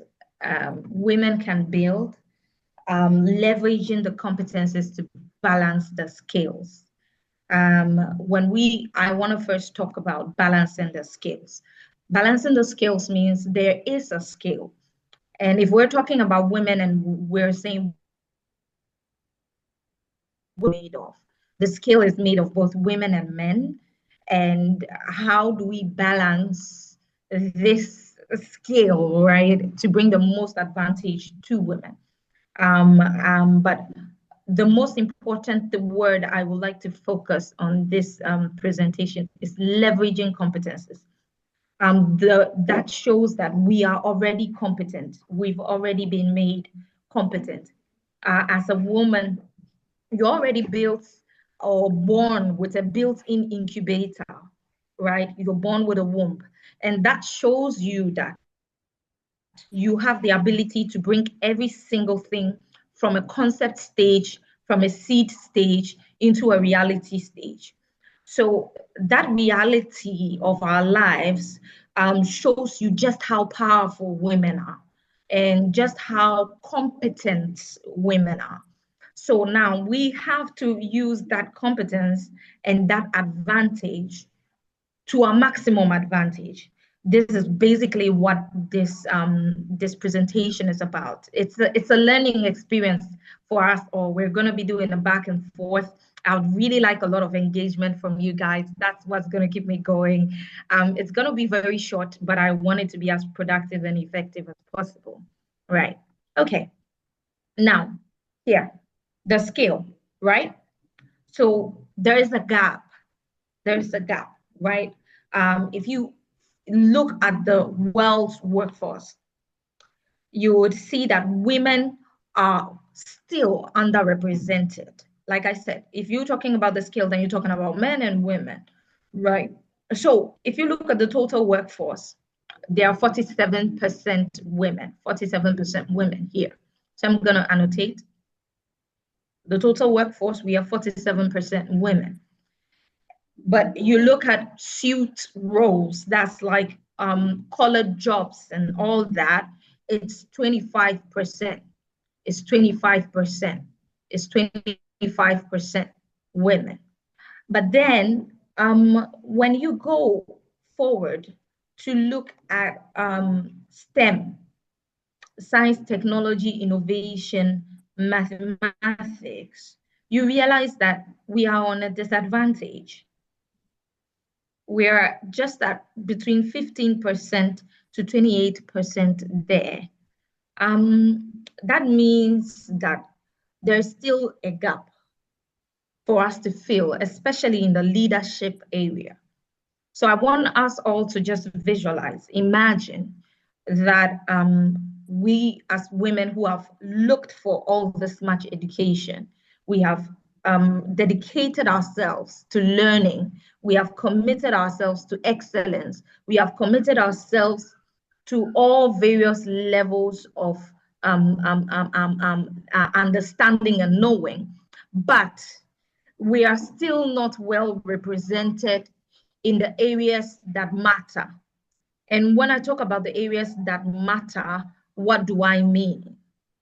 The areas that matter. So here, I'd say every disadvantage is an advantage. Every disadvantage will still play into our advantage. So the advantages, we have over $1 trillion to catch up with. That means when you start a business as a woman, you into the scales of the billionaires and the millionaires. You've been given that urge because that is the gap, and you have the ability to do it. And the impact of our GDP is in the trillions. It's not even in the billions, it's in the trillions.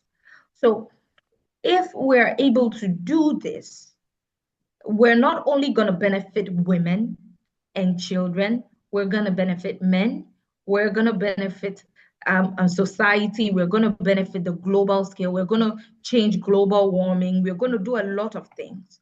I can take what I do, for example, as a researcher in renewable energy and also a solar, we have a solar company that sells panels and all that.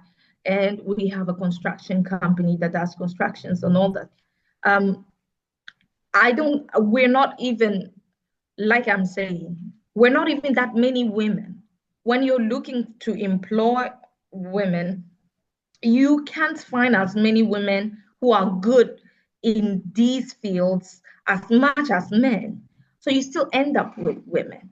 Not because we can't, but sometimes we sell ourselves short. So like I hear the lady, our lady sister talking about financial analysis.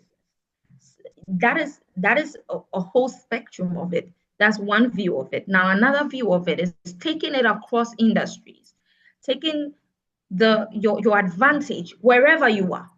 Okay, if you're a medical doctor, if you're a financial analyst, if you're a fashion guru, if you're, whatever you are, taking it and spreading it across industries in such a way that you are so relevant, you can't be not found when they are looking for you. Because one thing men are good at doing is putting themselves out there, packaging themselves. They are always out there.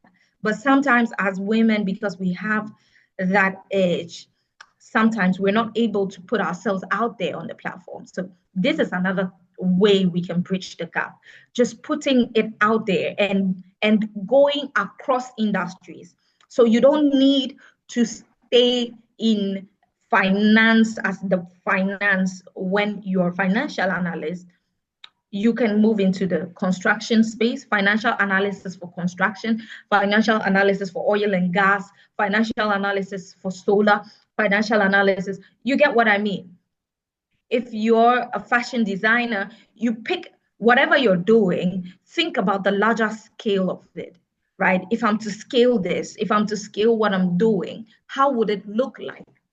And that could be a topic that you sit with yourself over for a couple of weeks to see, okay, if I scale it, I'm looking in the next 2 to 3 years to reach the impact of 10,000 young ladies or 10,000 more people. Now, that is a view. As opposed to 100 people, I'm looking to scale to 10,000 people. Or as opposed to keeping my circle smaller, I'm looking to scale even into social media. So those are things we can look at when we're talking about scaling and building the future. Now, another part of basically what we're talking about is, now, as women, we already got that discernment. We already have that thing. Like I said, there are some things that people say is a disadvantage to you as a woman. That is literally your greatest advantage. Oh, women are so emotional. Oh, you're so emotional. Sis, it's an advantage. Because when a woman feels that somebody is, for example, you're in a conversation and somebody goes off track, you can feel it. You can feel the mood change. Now, take that emotional intelligence you have in the day-to-day life and translate it into business. Translate it into your research, translate it into your work, translate it into what you're doing. And you'll see it scales it up like times 10, because that same intelligence is there to be applied to every other aspect of your life. And you will realize that, no, I'm not supposed to partner with everybody in business. This is a good person to partner with. This is not a good person to partner with. I'm supposed to research this way. I'm supposed to do it this way. right? Those of us of the Christian faith will call it discernment, but it's more than discernment. It's emotional intelligence, and emotional intelligence can be learned. It can be learned. You can learn it. You don't need to, some say, I'm not just that smart. Not naturally as women. Men have to learn it more because they don't have it. It doesn't come to them naturally. It comes to us naturally as women. It does. So we have to look at how we're going to balance being women, being mothers, being at home, at work, at what, just translating that emotional intelligence 360 wise and using it to scale up the work we're doing or the business we're doing and all that we're doing. Yes. So basically, like this thing, yeah, EQ is not a soft skill. It's not a soft skill to say I'm emotionally intelligent.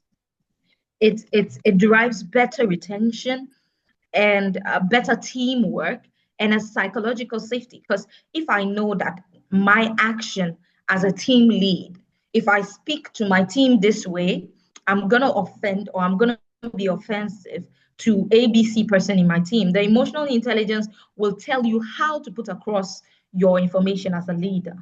Emotional, I mean, it goes, yes, conflict de-escalation, complex stakeholder navigation, especially those of us who have to sit in boardrooms. You know, you have to sit and you will meet men, you'll meet people, and they have minds of their own. They want this thing to work. You also want it to work like that. But you are a team, and without them, you cannot do it. So how are you going to come up with the best solution as a woman, as a young, as an entrepreneur to bring out the best in what you're doing? Because what you're building should be something that can outlast you. It should be something that can outlast you. I want us to really note this out. Whatever we're building as women, you know, women, we're always generational builders. You know, even if you're not building a business and you're building a family, your family is still going to outlast you. Your children are going to outlast you. So your business still must have this outlast you. So we must build social capital with emotional intelligence. Okay. Now, we want to say, okay, we need also an adaptive problem-solving skill. We really must be able to sit in to things and know how we're going to break it down and solve it. And we are already good at that. We're born with this. These are things we're naturally born with as women, which comes to us as an advantage. So we must take our natural skills and harness them into business skills, harness them into research skills, harness them into life skills. And that's what's going to help us. We're good at multitasking, and we have to be able to multitask to solve all these various problems on a high level. Because in order to scale whatever you are doing, leveraging the competence to balance the scale, means you need to increase what you are doing as a woman and do it on a higher scale. So in order to do it that way, we need to be able to have a good problem-solving skill.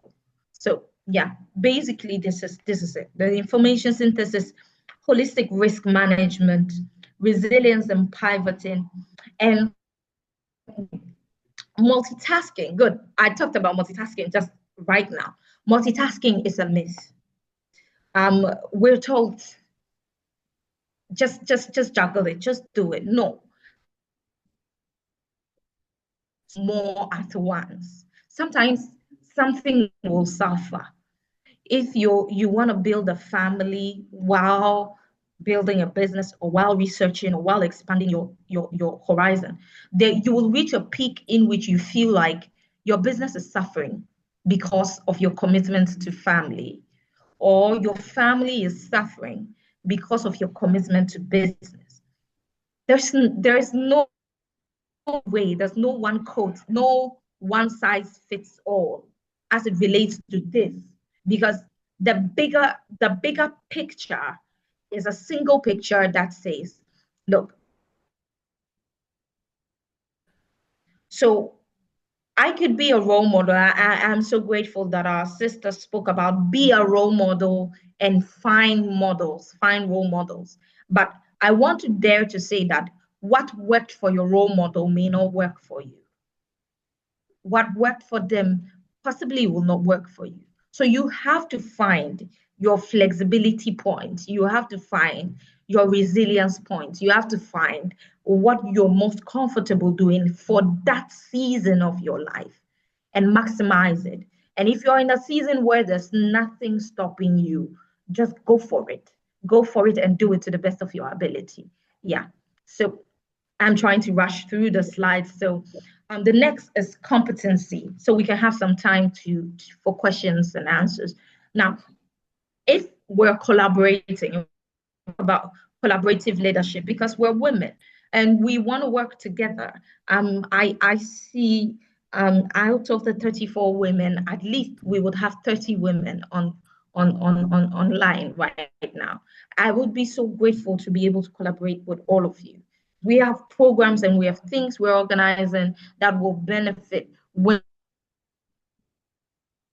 coming up. The Africa-China Business and Investment Summit it's in August, and it's all about bringing businessmen and women, especially from Africa, to get investments from China. Now, all of this is on a collaborative scale, because if someone invests into your business, they are invested. Their emotions are invested. Their intellect is invested. They are wanting to collaborate with you on a leadership level. Now, your ability to be a collaborative leader is very important, because there are myths that say women are difficult to deal with in high places. I want to believe that it's not true. And I want to believe that all of the women here are not difficult to deal with in high places. We just need the skill. Every skill is learned. If you see a weaver, there are people who can weave and they can literally even close their eyes. And there are people who can do various skills and they can close their eyes. They're blindfolded.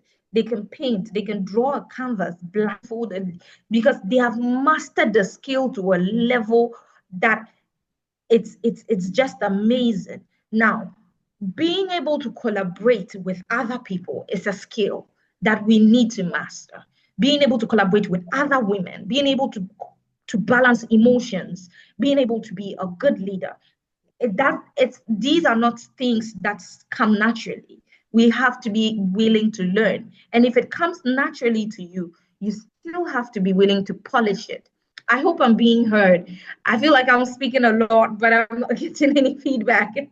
Yeah, and please, can I be heard? Yes, we hear you. All right, thank you very much. Yes. So now, if we build, right, from a hierarchy to network, right, that's modern businesses requires cross-functional synergy. It's no more about top-to-down command, but orchestrating connected ecosystems of talent, right? So your ability to lead is going to bring talent to you. It's going to draw people to you. They're going to be attracted to you. Oh, I want to work with this lady. And that is building your circle. That's building your team. The more talented people you have, the more your business is going to work. The more your industry is going to work. The more your enterprise is going to work. So your ability to be a coordinative leader affects your income directly, not indirectly. It directly affects your income. So we need inclusive innovation, we need mentorship loops, and we need an architect of teams. That is basically, we need to be able to bring people together without a heroic complex. Oh, in Tree, we say minamia. No, teamwork is group work. There is no hero. You build a company, and when you build a system, and when you build a society surrounding my win is your win, I mean, everybody is so willing to put in their best, because if the team wins, they win. Yes. Next is we need strategic implementations. So all of these are concepts, wonderful concepts, but how do we strategically implement that? So we need tactical actions to balance the scales. So for individuals, you as an individual, we need where our strong holds or our strong skills are, the natural skills, the power skills. That's what I call here power skills. Those are things that come to you naturally. Now, and then you tap there and expand it into the various fields that you want to go into. And you need to own your story, own your narrative, own what works for you. Don't allow faith to determine, I'm just leaving things to be as they are. No, you determine the outcome of your business. You determine the outcome of your life. You have to own the narrative. And we should stop waiting for the trends, because the more we are able to go out and look for investments, look for this, look for research grants, look for this, look for that, like the more you're able to be a go-getter and own the narrative of your outcome, the more good things will come towards you. Now, build strategic alliances.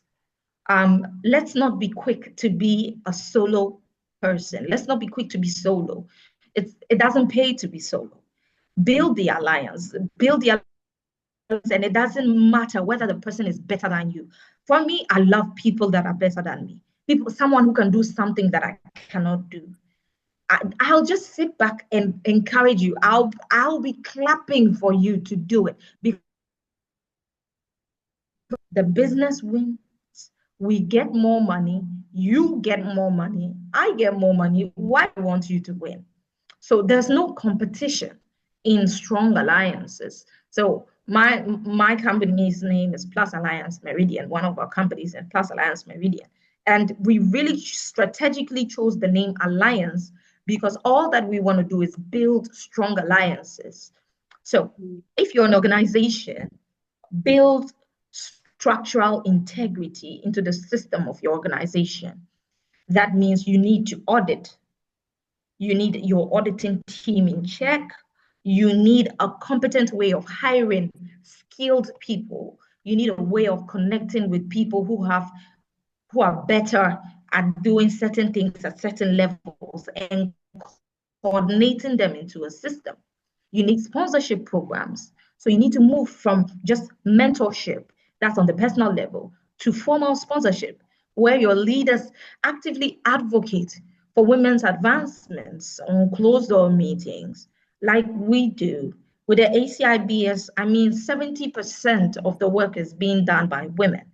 It's being led by women. Even though our lead CEOs are men, most of the work is being done by women. And we're looking forward to a time where the lead CEO is going to be a woman. And just the same for OAAD. We're looking forward to a time where the Organization of African Doctors and Researchers lead will be a woman. And it could be any of us wonderful women here, right? You have the ability to do it. So it's about looking deep into yourself and say, okay, if I'm in an organizational scheme, what is the best thing I can do to promote women's advancement? What's the best thing I can do to help a sister rise? And that plays out in all things. Because one thing I was discussing with Mr. President on WeChat the other day, I said, really, for women to be able to rise to a certain level, it takes men, and it takes strong men. It takes men who understand that women are not a threat to them. So your ability also as a woman to identify that a man is not a threat to you, and he can be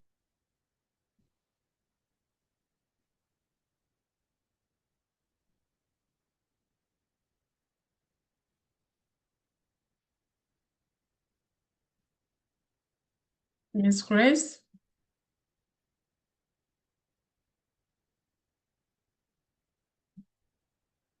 I think she lost her connection.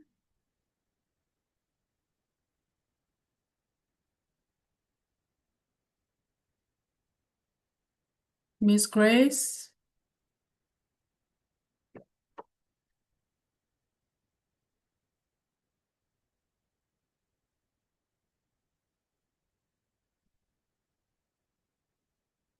Okay, I think we lost her.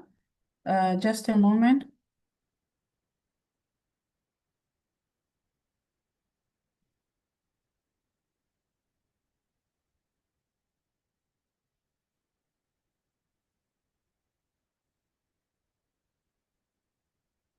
This network is quite jealous. This is an interesting talk that really I've been challenging myself to say, oh, what have I been doing with my skills? You know, she has opened my eyes to a number of things, and this network has just decided to say no to this interesting presentation.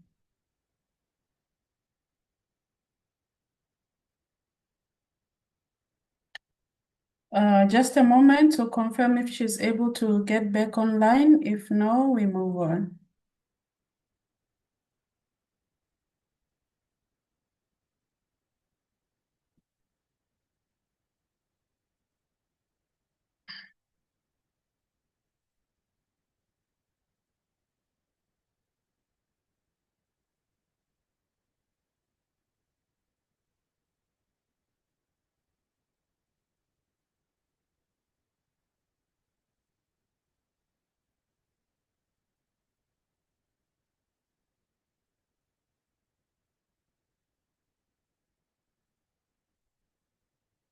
Hello, hello, hello. Okay. Hi. Oh my God, I'm so sorry.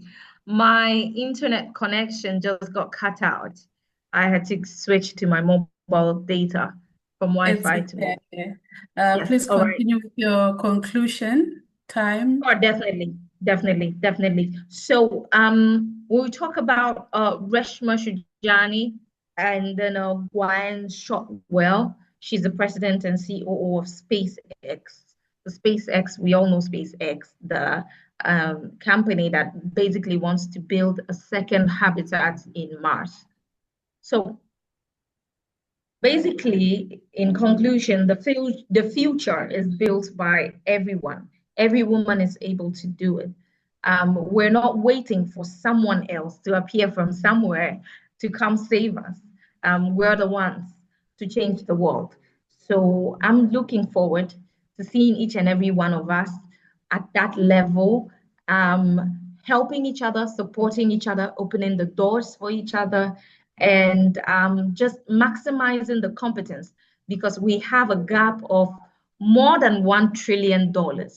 And we should see how we will be able to close up that gap in the business world.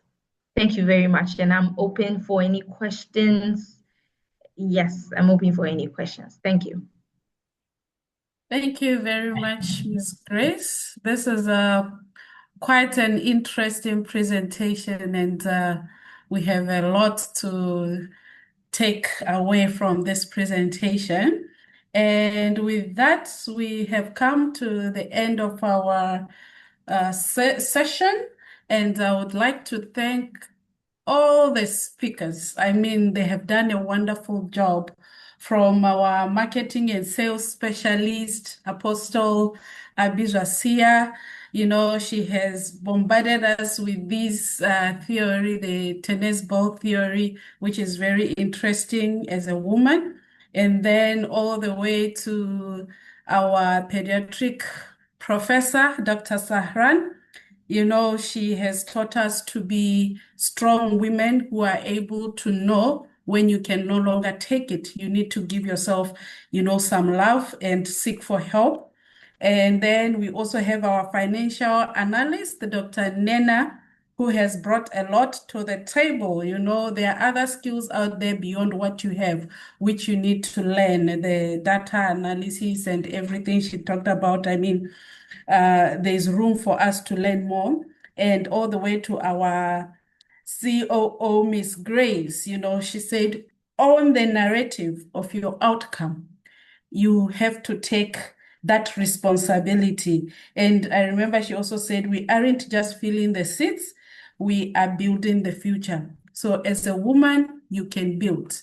And today you have been given the skills to build. You have been motivated to go out there and continue building. With that, may we all give them a hand of applause wherever you are, to thank them for taking their time to come and, give us these wonderful presentations. Please feel free to scan the code. I've also sent it on our chat box to continue following up on our updates. You can also visit our different channels. This recording is going to be posted on our YouTube channel.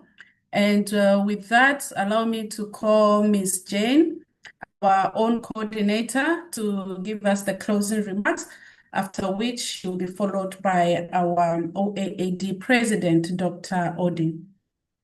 Ms. Jane? Thank you so much, Dr. Oh, Leah. sorry, Ms. Jane. I'm so sorry. Yeah. Please hold on that. Please give me just 5 minutes to open up to question and comments to our participants. Please hold on to that. I'm opening the floor to our participants. Anyone with a question to any of our presenters, or maybe you have a comment? Hilda Zoe. Hilda, I see you have a question. You have raised your hand. Yes, I please go have. ahead.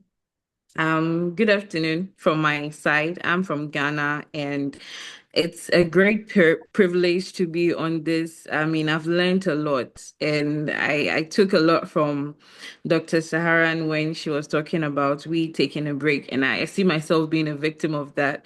But my goes to Madam Grace and Dr. Nena, because I find myself getting into international trade facilitation, especially between China and Ghana. And apart from sourcing for businesses, especially, I'm looking at taking some business people from Ghana to China. And my first cohort is next April, and I have about 15 people. With what they were saying or talking about, it resonated well with me. So I'd want to ask if there's any key pointers they could share, and if they're open for mentorship, so I could subscribe so they help me, because I found their resource very good and helpful, and it's even helping me navigate this very cohort I'm embarking on. So I'd like to ask them if there's any key takeaways for me as I embark on this, and also if they could take a keen interest in me and assist. Thank you. Thank you very much. I think the question is directed to Dr. Saharan, right? No, the question is directed to Madam Grace and Dr. Inena. Oh, okay. Ms. Grace and Dr. Nena?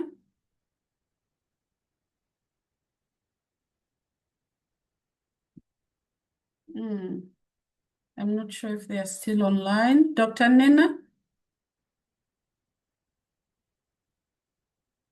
Okay, I think they are offline. We will note down your question. Please leave it on the chat box so that they can follow through later, and maybe they'll get in contact with you. Do we have any other question? Remark?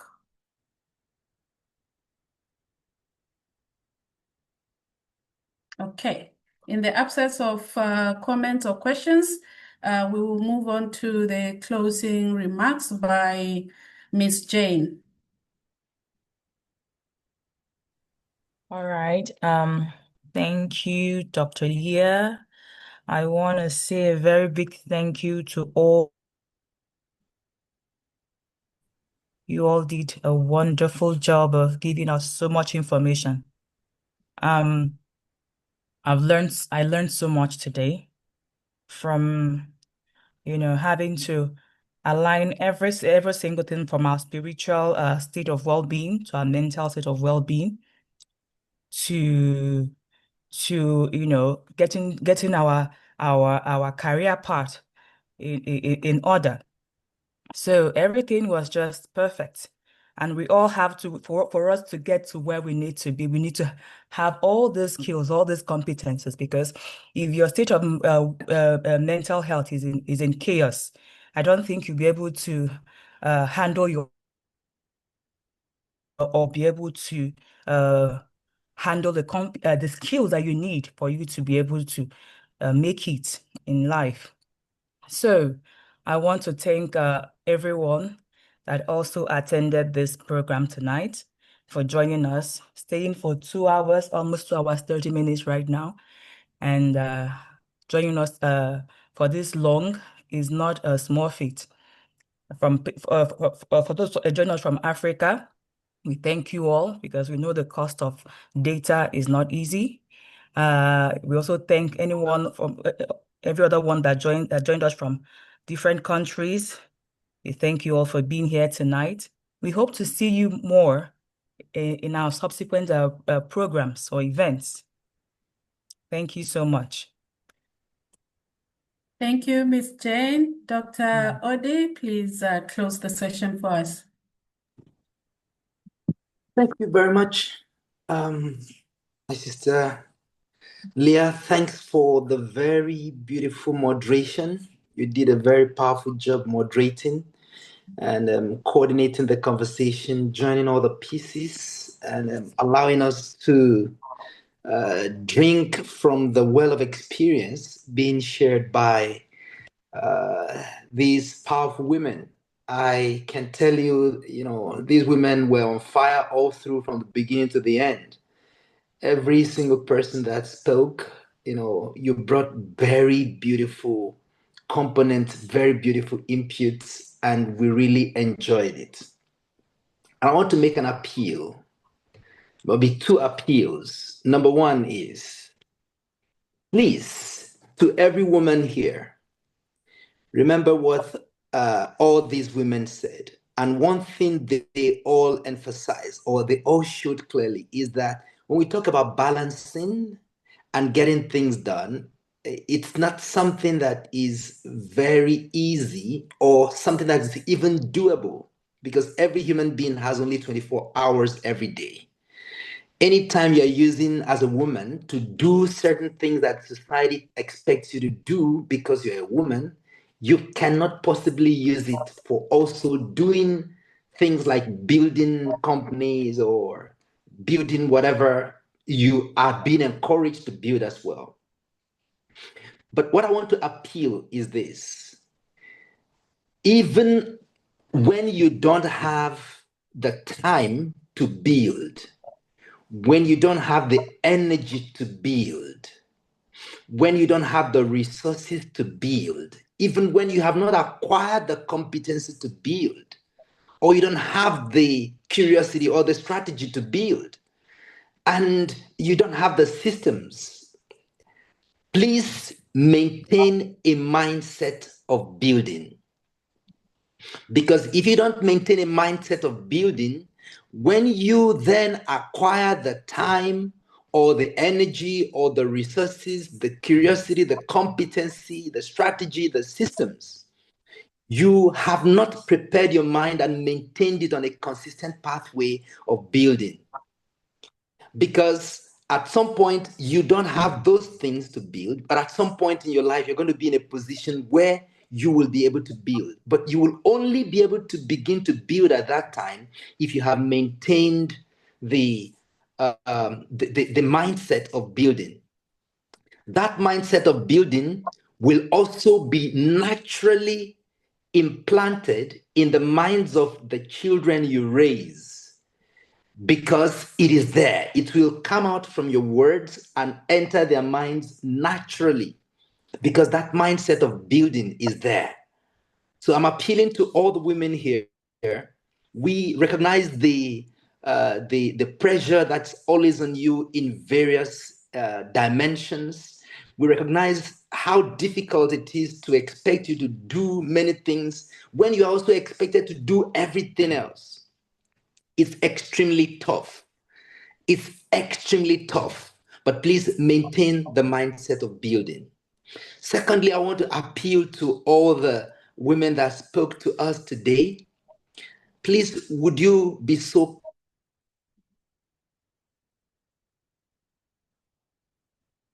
kind to stay in touch at work? Please stay in touch with them. Reach out from time to time. They'll also be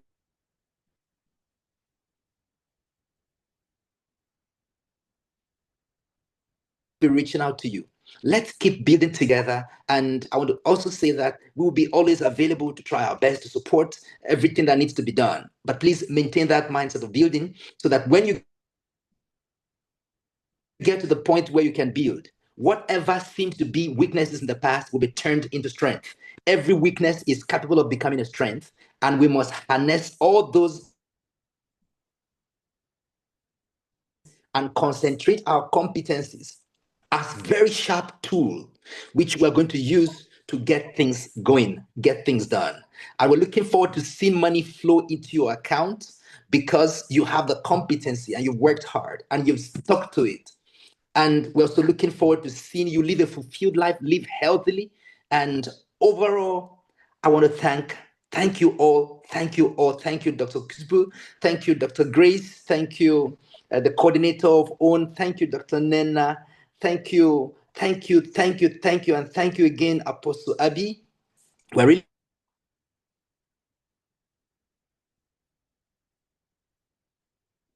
Dr. really Ode? grateful to all the members of the Global Organization of African Affiliate Doctors. Yes. Thank you all so much. Really grateful. Really grateful. Please have a wonderful time. Thank you, Dr. Ode, for the closing remarks. Can you kindly take a screenshot of our attendance?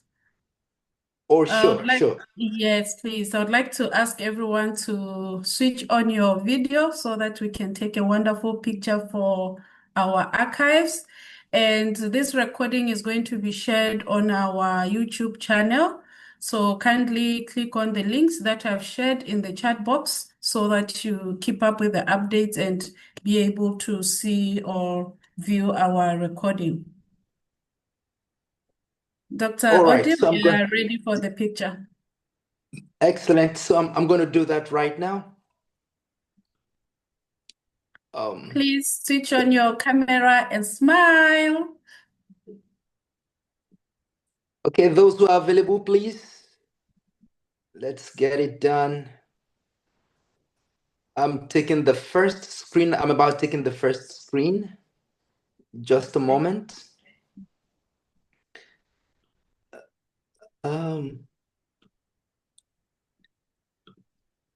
Sorry. Your screens. Okay, I think it's because I'm still talking. Let me.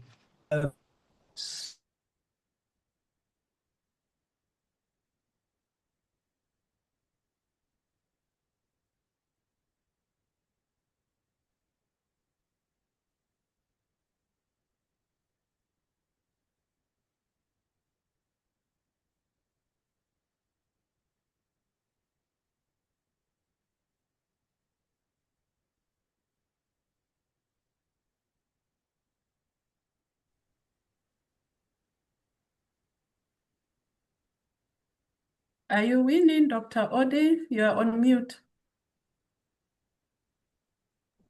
Yes,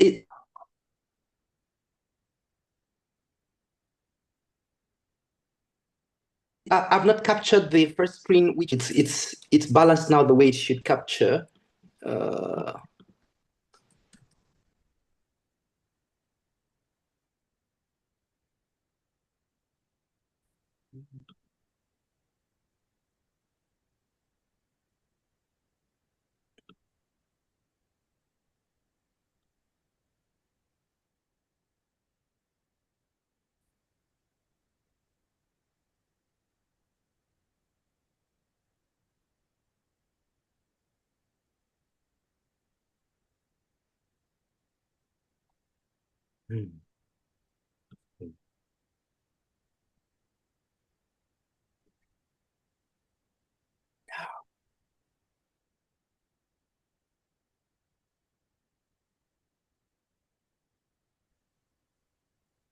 Sorry, it didn't capture again as I expected. Let me try another method. Sorry, let me try. I don't know, it's displaying differently.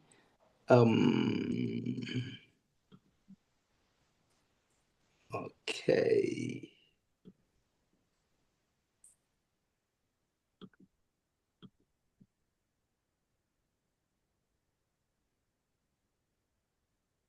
Okay, let me stop recording.